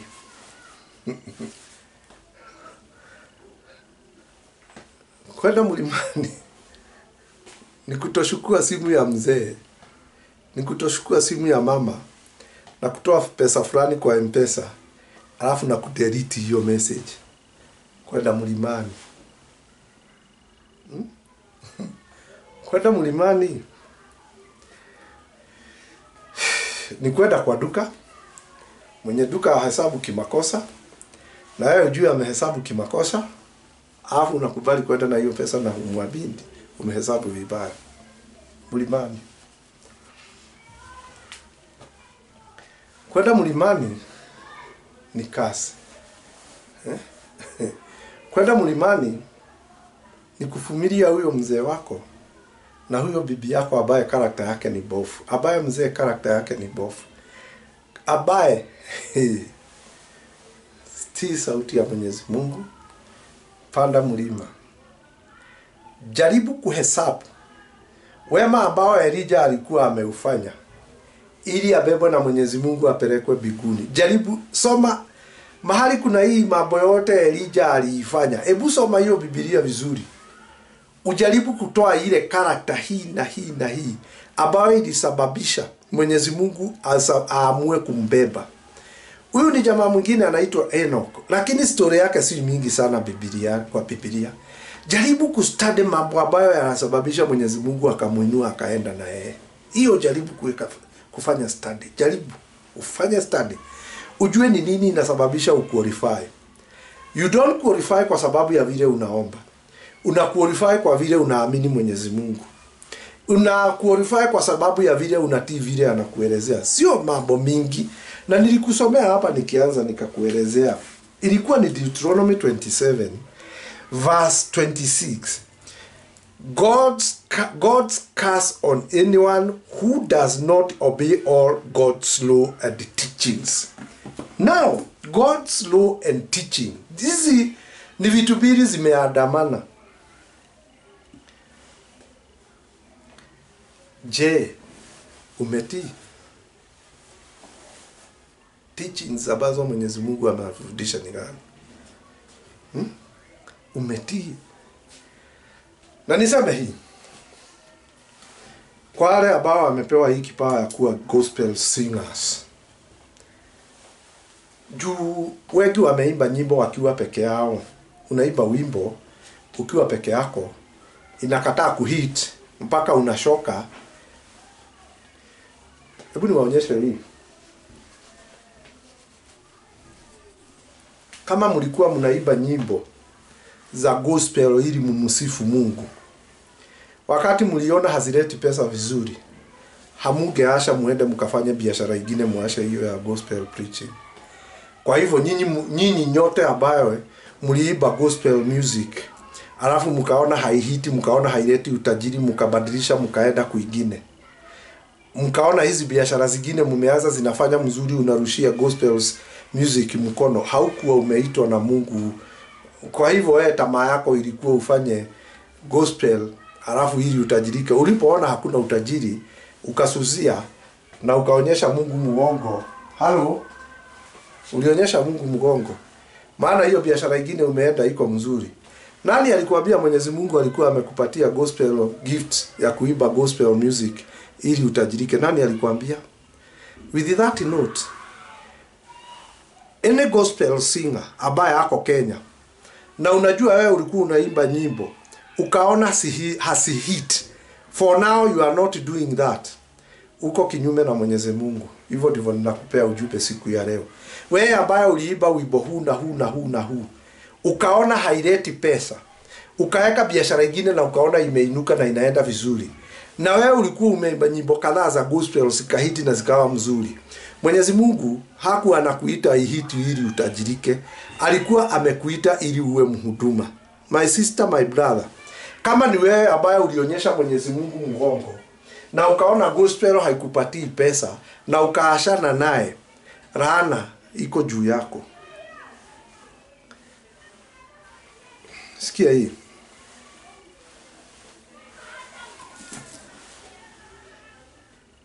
God curses on you anyone who does not obey all God's law and teachings.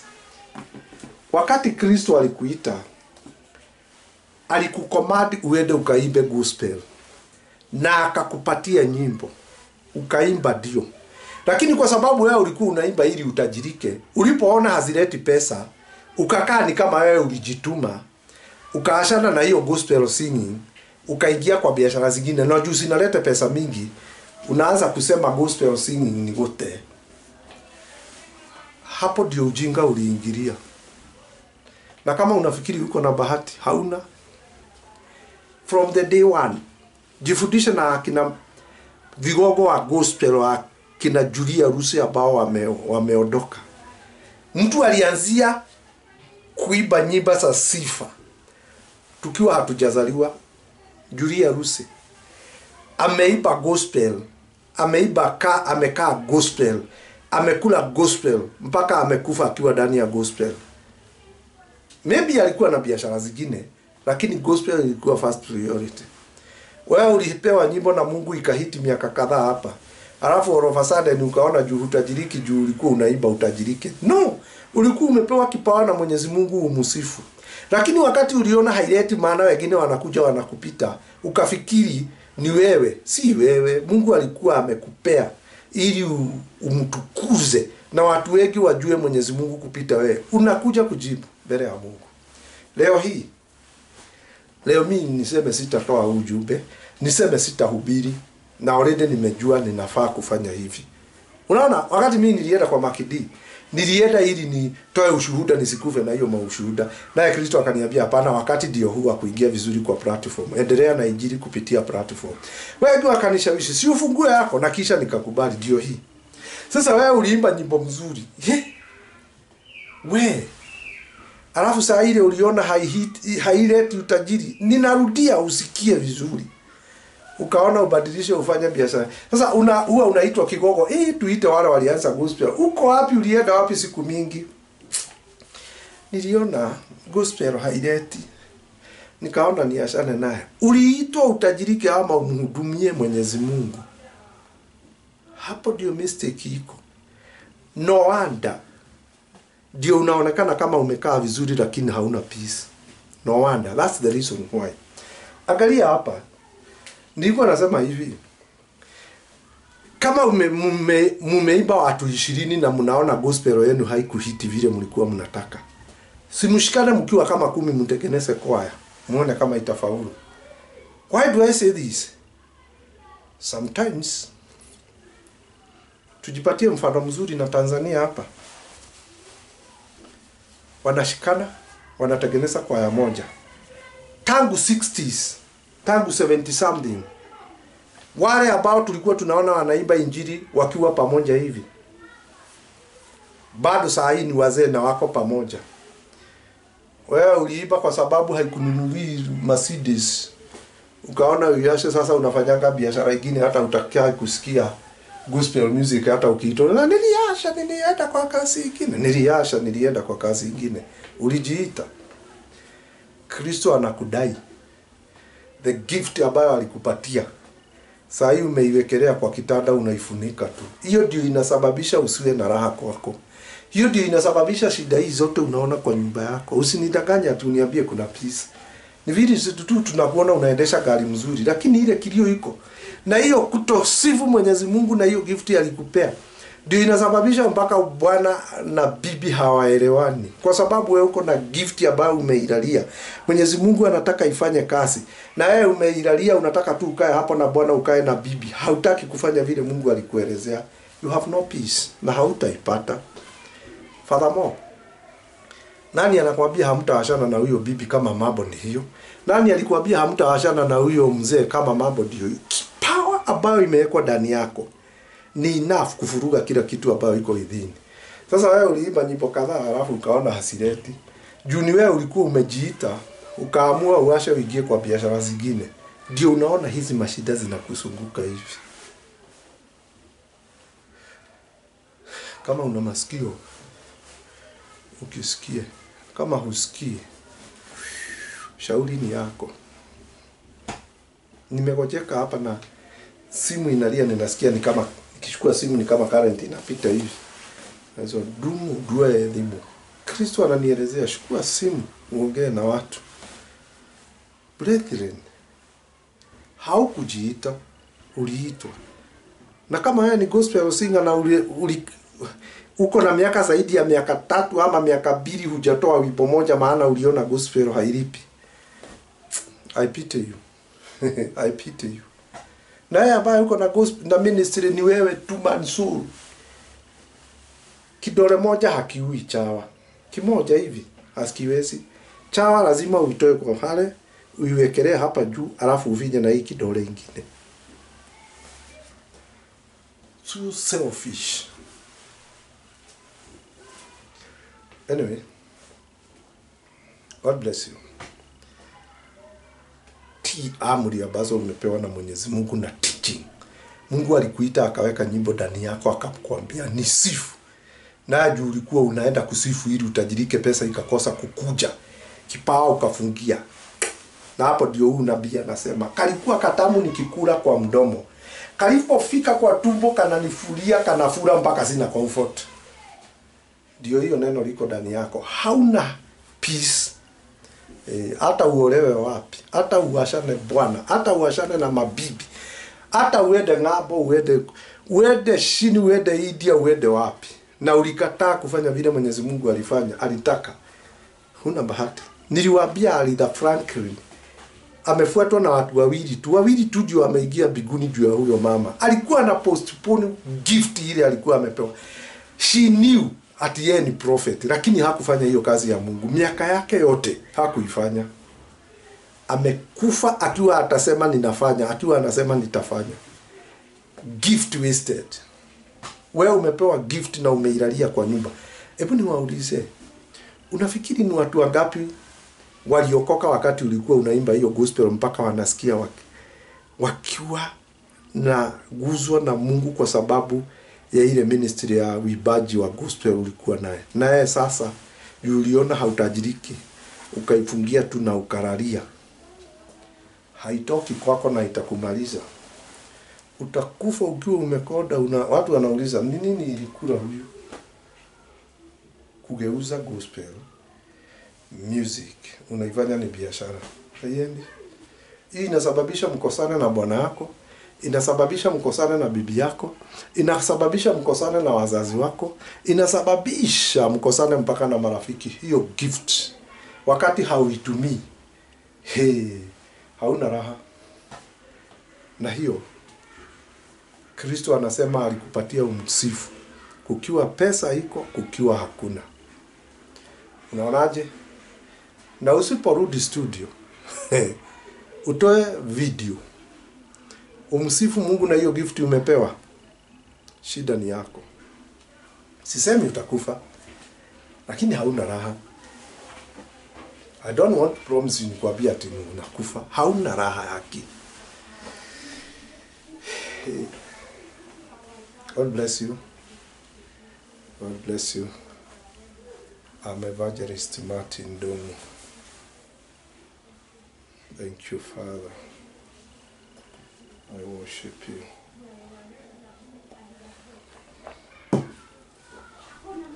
I glorify you, I exalt you, I honor you.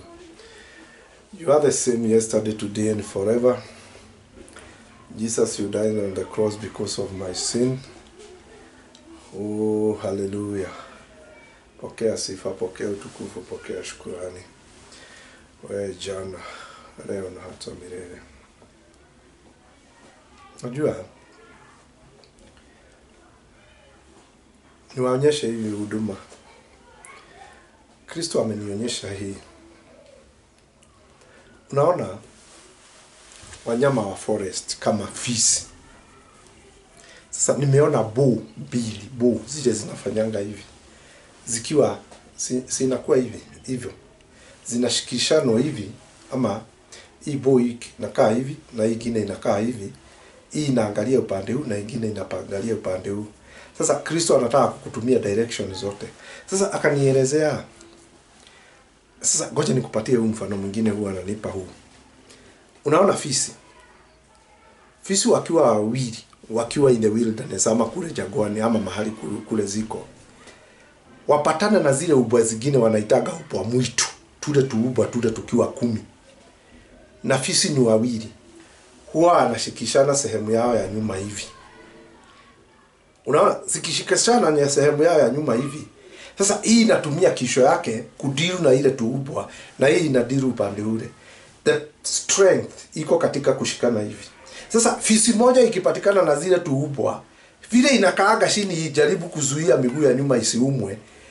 Ubwa zinaataki kutoka nyuma, maana haina defense ingine. Lakini zikiwa mbili zinashikana hivyo na hakuna hata ubwa hizi zikuja zikiwa 20. Haziwezi toa fisi zikiwa hivyo. Maana hii inaangalia upande huu na hii upande huu. Sasa Kristo naye anataka wale ambao amewaita, maybe wewe ni pastor, haufai kusimama ukiwa peke yako, anataka muwe nguvu. Sasa mnaweza kuwa wawili hivi na wengine wawili hapa mnashikana mnakuwa kama 4. Hiyo shield, hiyo unit, hakuna mtu ataivuja. Sasa wakati unasimama ukiwa peke yako, majaribu kidogo tu juu unachukua mzigo ukiwa mzito. Unaona, kuna wakati mmoja niliona maono hapa. Kristo akaniinua akanipengiza kwa wale. Akanifanya niwe kama lori. Alibadilisha mwili wangu ukawa kirori kubwa kwa wale. Sasa kulikuwa na hii kimawe kubwa. Sasa akaniambia Domu, nataka hii kimawe hiki. Nataka nikuwekelee, ubebe upeleke, utoe mpaka huko juu upeleke mahali nataka. Sasa ile kimawe ambaye Kristo alishukua, akanitoa sasa kwa nguvu ya lori. Akainua ile kimawe pole pole Kristo. Akaja na kimawe kikubwa. Kilikuwa kama futi kama 5 square. Futi kama 5-6 square. Sasa aliinua hiyo kimawe na mkono moja. Alipokuwa anaileta karibu na mimi, akaniondoa kuwa lori nikawa mwanaume sasa. Na nikainama hivi ili aniwekelee kwa mabega ni pepe. Sasa hiyo kimawe ilikuwa kama ya futi 6 square. Ilikuwa ni kama ya futi 6 square. Futi 6 square. Alafu ananiunulia, ananiwekelea pole pole, anahasha niwekelee kwa mabega yangu ni bebe nitokee naye. Sasa aliweka pole pole na akaashiria futi 6 square. Na akanionyesha ni mimi na miguu na haitetemeki, nikaanza kusonga naye pole pole. Akaniambia nataka uipeleke uitoe mpaka huko juu ya mlima. Brethren,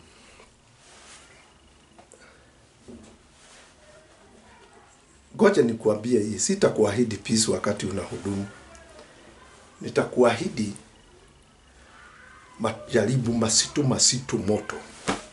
Sasa nimewekelewa hii mawe. na nimeondoka naye, na anataka nipeleke mpaka juu ya mlima. Kuna town fulani anataka nipeleke hii mawe. Nilibeba, alafu kisha akanionyesha shamba ambayo aliponiwekelea hii mawe. Katika hii maono akanionyesha shamba kama eka 5 ambazo amenipea jembe, anataka nilime, itagwo Gitira. Nibomoe hiyo yote, haijawahi limwa yote nikiwa peke yangu. Sasa nikamuuliza maana ya hii ni nini? Akaniambia, unaona hii shamba haijawahi limwa. Wewe ndiye ninataka ushukue jembe, uanzie sasa hapa. Hizi eka zote nataka uzilime. Alafu sasa watu wakukuja kuna ile kulima, kuna ile Gitira, tunaitaka Gitira na Kikuyu.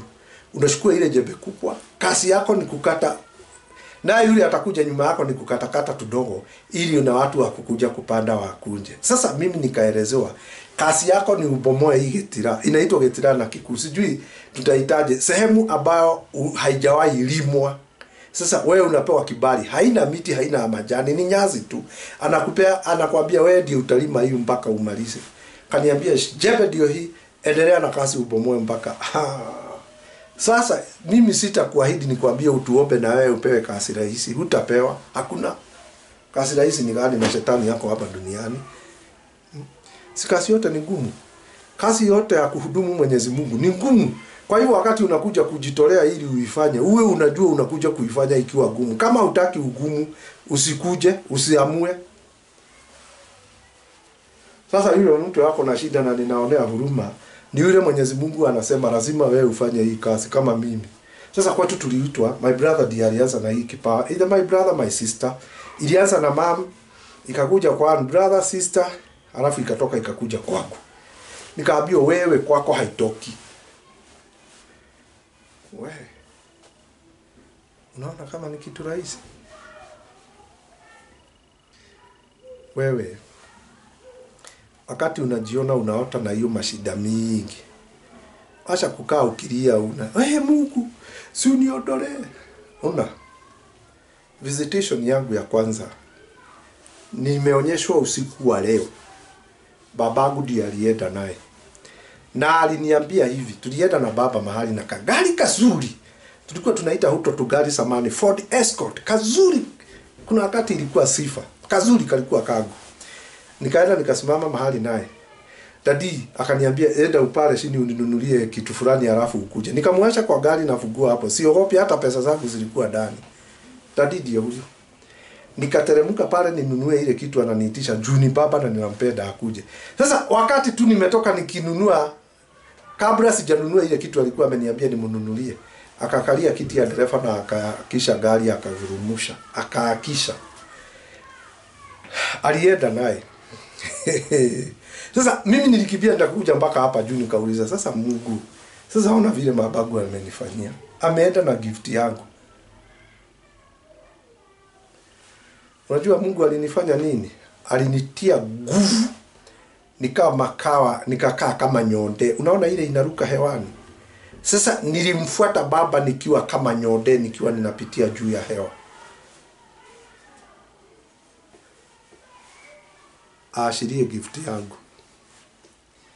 Sasa naambia ukweli.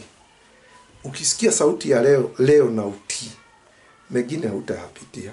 Mengine ambayo ninayapita watu wamehusika ili delay ya mambo ambayo ninafanya maishani itokee. Maana tuseme kwa mfano, kama dadi hagepiga mam hageenda forest kuniasha. Kama dadi alikuwa wale wazee hawapigi mabibi, hagempiga. Sasa kwa hivyo ni kuonyeshana ningekuwa nyumbani hata the following day na the following day siku 3. Lakini dadi hapa ananinyang'anya kwa sababu amepiga mama ameingia forest, ameenda ameniasha mahali ninakaa hapo siku 3.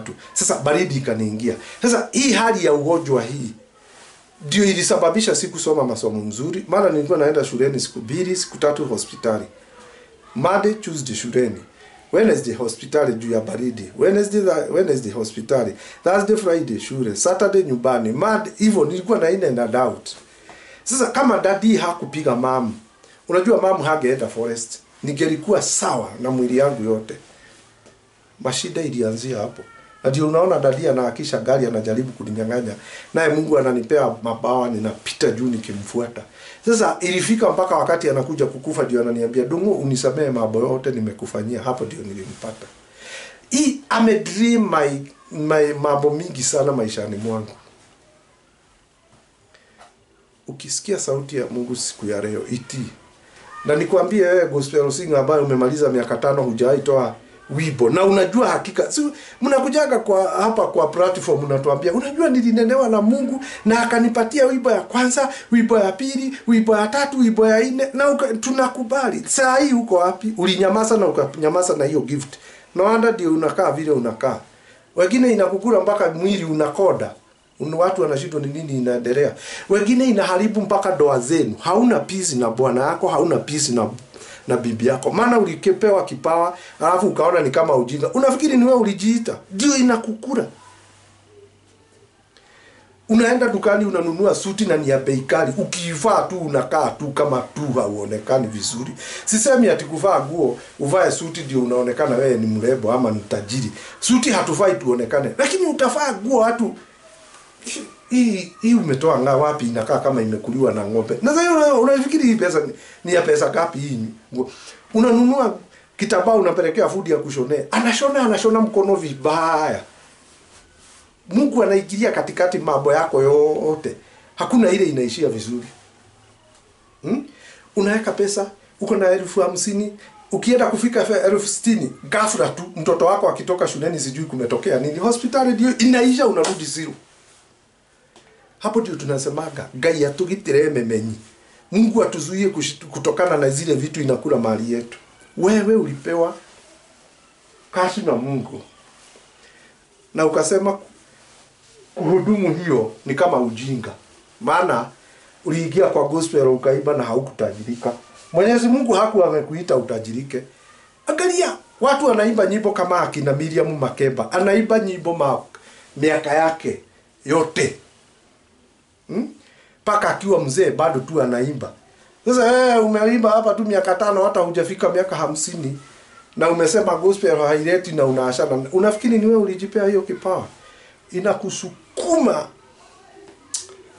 Sasa unasikia mtu akikwambia mimi nilikuwa na mimba na ikatoka. Umuulize vizuri, wewe ni hudumu gani ulikuwa unahudumia Mwenyezi Mungu? Mimi nilikuwa ninafadi kanisa na hili jambo. Mimi nilikuwa ninaenda kuangalia watoto wa children's home sijui wapi. Mimi nilikuwa ninaenda kuvisit nyumba ya wazee. Mimi nilikuwa nasaidia maskini. Mimi nilikuwa nafanya hii na hii ABCD kanisa. Leo unafanya? Hapana. Nilikwaswa na watu fulani kwa kanisa maana hakai vizuri. Nilikwaswa na pastor. Nilikwaswa na mtu fulani. Nikaashana na hiyo ministry. Nikakwaswa na huyu. Nikaashana na hiyo.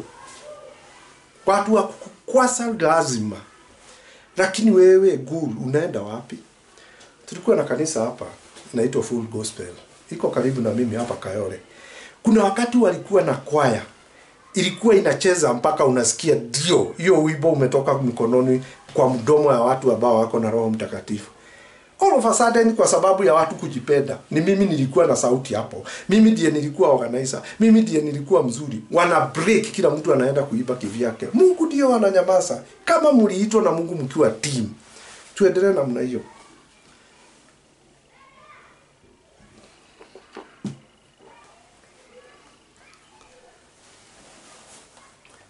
Anyway,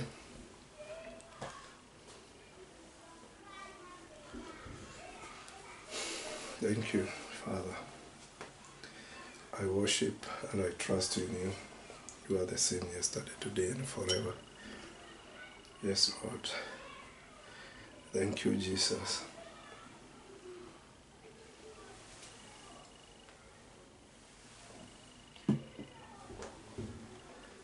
Thank you.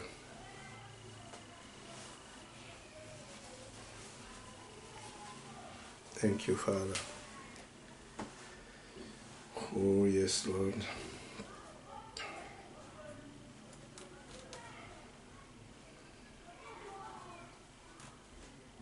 Father, I worship you. I trust in you. I give you all the glory. I give you all the honor. You are the same yesterday, today, and forever. I trust in you.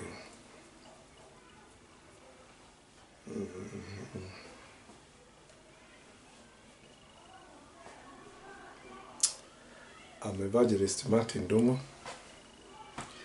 Yesu ni mwokozi wa maisha yangu. Namba ya Safaricom ni 0721 735 498. That's my Safaricom number. Na kuna Telecom ambayo unajua kuna watu wako nje. Mtu ananiita maybe akiwa India, Australia, UK, America. Sasa ukitumia kadi inakula pesa mingi, lakini ukitumia call through WhatsApp call inakuwa ni data na ni cheaper.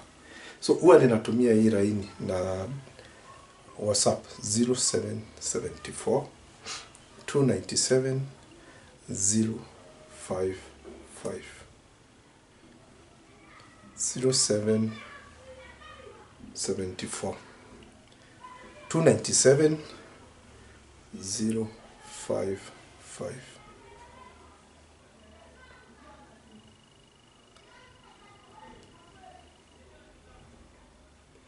Jesus says, Yesu anasema, I'm serious about now. Na ninataka watu watanifanyia kazi wakiwa wametoka Kenya. I'm a bit serious about this.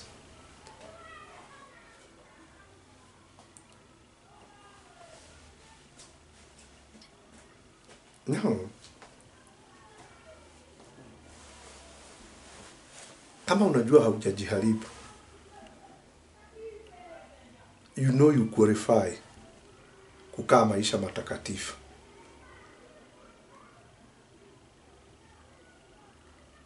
Inua tu mkono hivi, waambie Kristo, niguze tena.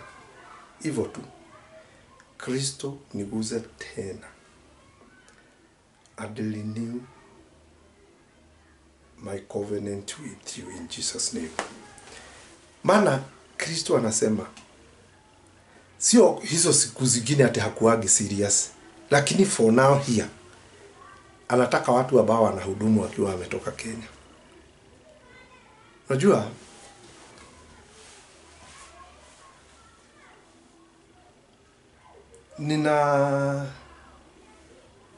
ninakaa kama prophet kwako ambaye hunielewi. Juegi mnaangalia record za kwetu ili munijaji na record za kwetu, lakini mtakuwa mmeshelewa sana. Halo, mtakuwa mmeshelewa. Nitasemaje? Ile kitu ya maana ambayo ninasema itumie. Si maandiko inasema kuna watu watatumiwa na Mwenyezi Mungu watakuwa kama daraja, watu wafukie kwa hiyo daraja waende mbinguni. Kama wewe unani doubt na unasema unaona hapana, I'm not sawa, basi take that opportunity uassume mimi ni daraja unipitie uingie mbinguni. Maana ninawaambia muishi maisha matakatifu. A big number ya nyinyi mnani doubt kulingana na kule nimetoka, kulingana na familia yetu tunaongeaga ABCD, mumechunguza, mumejua. Lakini ni waombe tu, kama kuna watu watatumika kama daraja ili watu waingie mbinguni, si unifanye mmoja wa hiyo daraja. Ile kitu mzuri ninaongea uitumie. Hiyo unaona ni baya bao ni kikwetu, uachane naye, uniashie na Mungu, tuendelee hivyo. Maana mundu ni tukumwitikia na ni muimo umite kwa angania na ni maragio ni mekaga ABCD. Leo tondira muhe horo wa maandiko ri simukubali tu mtii. Kama yale mnaona mnanijua kulingana na vile tulikuwa ama kule kwetu tuko kwetu tunakuwa, munitumie tu kama daraja mfuke.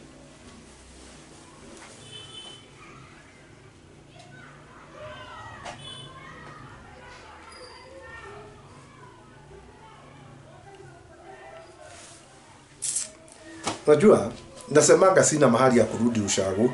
Maana wakati dadi alikuwa nyumbani singerudi kule. Sasa nilisoea nikienda nyumbani alikuwa ananifukuza. Mpaka nisoea sasa nikasoea kukaa kichwa gumu. Mashida yangu yote ninajisaidia nikiwa town. Maana hakuna mahali ya kurudi. Nilishika moto sasa. Niko sawa, hata sasa siwezi rudi. Naelezaga watu nitatoka nyumbani Nairobi nikipelekwa kuzikwa. Na mimi singependa kupelekwa nyumbani nikazikwe huko. Nataka hapa Lang'ata kaburi moja mzuri. Ile ya kulipa miaka yote ikae hapo. Ilale pamoja na wengine. Bali sitaki muende mlitupe pale alafu kaburi ni yangu na shamba ni yangu. Sio kutupa, maiti ni maiti tu. Lakini tumia ile kitu nzuri inatoka ndani yangu uitumie. Hii ingine ya kuulizaga record yake na kwetu. Sasa niwaambie kama my sister alikuwa anaongea hiyo mambo alikuwa anaongea akiwa bungeni. Na niliwaambia alianza mzuri na tukajaribu kumshikilia tukiwa Chrisco Fellowship au ainuliwe na wale wa mama wa Chrisco Fellowship wamshike vizuri. Walipomkaribia wakaona ni kama anapitana na ukweli ule tunajua. Maana alikuwa amemwasi Kristo anafuata mambo mengine na nyinyi mnanijaji na yeye. Huyo wachana na yeye, wacha kumuita kwao anakuaga namna hiyo. Simtumie ile kitu nzuri Mungu ananitumia kupitisha kwenu. Niwe daraja tu nimnipitie juu. Unaonaje? Kutoka kwa watoto 11 mimi tu ndiye Mungu amepea bibi na watoto na familia 11.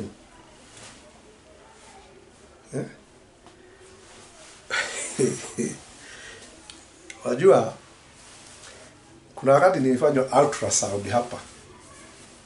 Nikasemekana imejaa maji. Sasa wakati huu nimegojeka wote. Inasemekana nilikuwa na maji hapa. Na yenyewe nilikuwa ninaguswa na kitu kidogo ninasikia ushungu. Ultrasound. Iliwekwa hapa nikaonekana niko na maji. Laini kutoka upande huu mpaka huu mwingine. Na hiyo maji ndio inasemekana ilikuwa inaingia kwa mwili ili uone vile ninaonekana nikiwa nimenepa. Ni wakati huu wa COVID mnasikia nikisema niko na COVID. Sasa hiyo maji iliingia ikawa hapa. Sasa ile kitu ya ajabu ni hii. Baada ya hii kitu kunisumbua nikakataa kwenda hospitali. Mahali niliamua niende hospitali nikaona watoto wangu wanashangaa, bibi analia. Nini niende? Lakini nilikuwa nimeamua sitaenda, lakini kwa sababu ya familia yangu nikaamua niende. Sasa wakati ninapimwa na daktari wanaangalia hivi wanasema kuna maji imejaa hapa. Mara ya kwanza sinikatibiwa nikakunywa hizo sijui nilikunywa dawa ya nini. Dawa fulani hapo za Spiroli. Haikuisha, tukaendelea namna hiyo.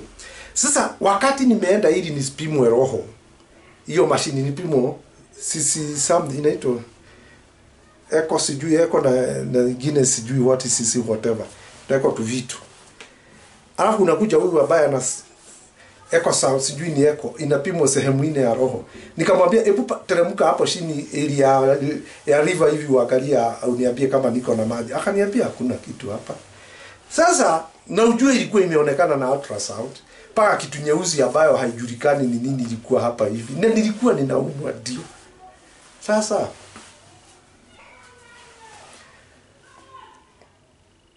Mungu leo hii mpaka vile nilikuwa nimeanza kufura miguu nikifinya hivi hairudi. Nikiasi maji hiyo yote ambayo ilikuwa imeingia kwa mwili yangu. Ilikuwa inasemekana kuna mahali inaingilia. Hiyo maji lazima iwe inaingia kwa mwili. Haiendi sawa sawa. Mara kidine kaambia Mungu, hii sarakasi zote ninazijua. Until wakati aliniuliza, unajua kuna wakati ulikuwa umegojeka ukiwa nyumbani na paka macho yako ikawa ya yellow, hakuna mtu alikupeleka hospitali. Nilikuponya. Usiwe unaoga na uoga. Lakini kwa sababu ya watoto, kwa sababu ya bibi, kwa sababu ya washirika wengine, enda hospitali uonyeshe watu kuti. Nimepimwa zote.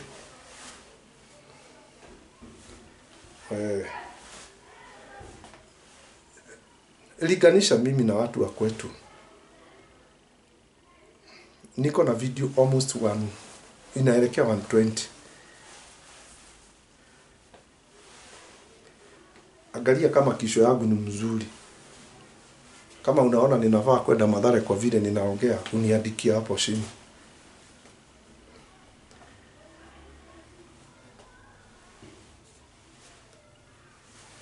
Wakati Samuel alikutana na Saul, ule mfalme. Wakati wa kumwashiria alimuanoint na akamwambia ukienda utapata grupu ya manabii wakiimba nyimbo wakimsifu Mungu. Naye Roho Mtakatifu atakuchukua kuweka katikati naye utaanza kuimba. Mpaka wale watu wataanza kusema, "Haya, mtoto wa fulani." Saul wa Benjamin. Sijui wa Benjamin. Kwani amekuwa nabii? Hivyo ndivyo inakuwa Mwenyezi Mungu akikiita na ageuza. How do you see out of 11? Mwenyezi Mungu amenipea boma. Niko na bibi zaidi ya 25 years. Kuna brother yangu mwingine ameoa. Anaishi na Naivasha. Adi Erastborn. Kile. Wakinde, sijui.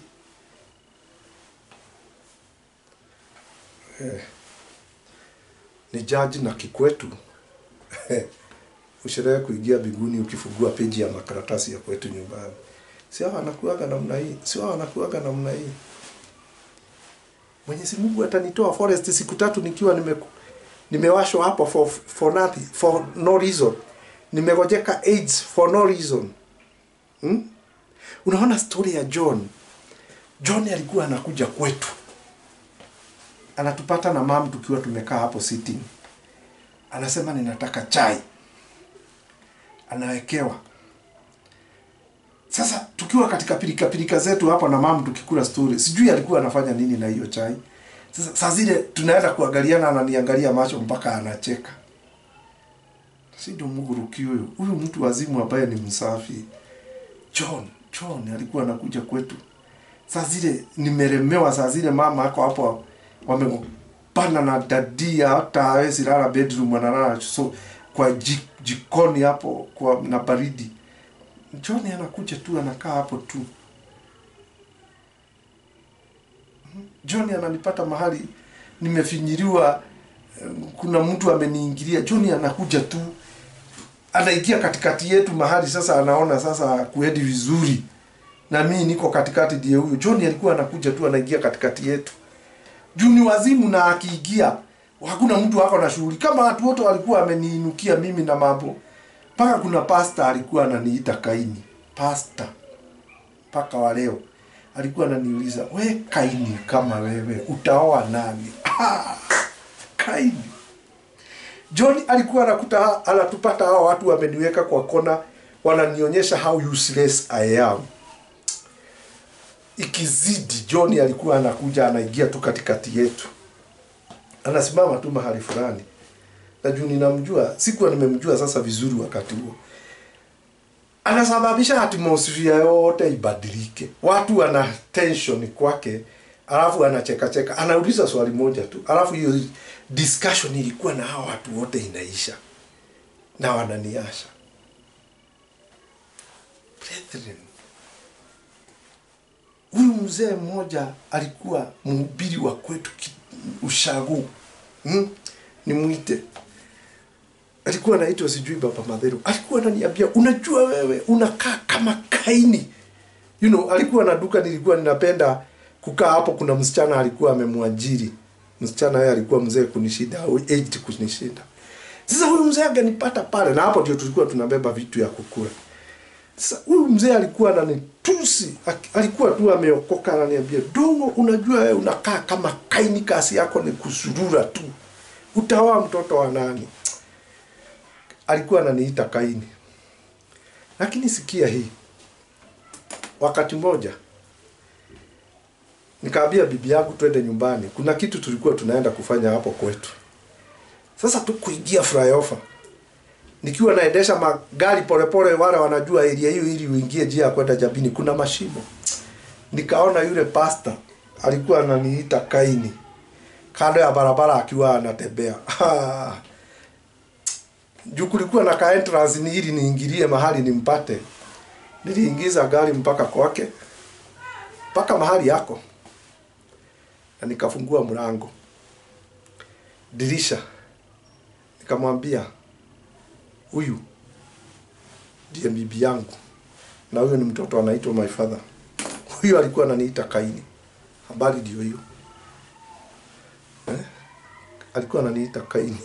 Huyu ni bibi yangu. Nilifungua kioo. Na huyo ni mtoto wangu anaitwa Daddy. Salimia wao. Aliniita Kaini. We. God bless you. God bless you. God bless you. Evangelist Martin Ndumo, Mungu awabariki na atendee miujiza. Tuonane online, nyinyi ambaye mmesimama na mimi. Mungu awabariki sana na atendee miujiza. Azidi kuwapatia mikate ya mbinguni katika jina la Yesu. Shalom.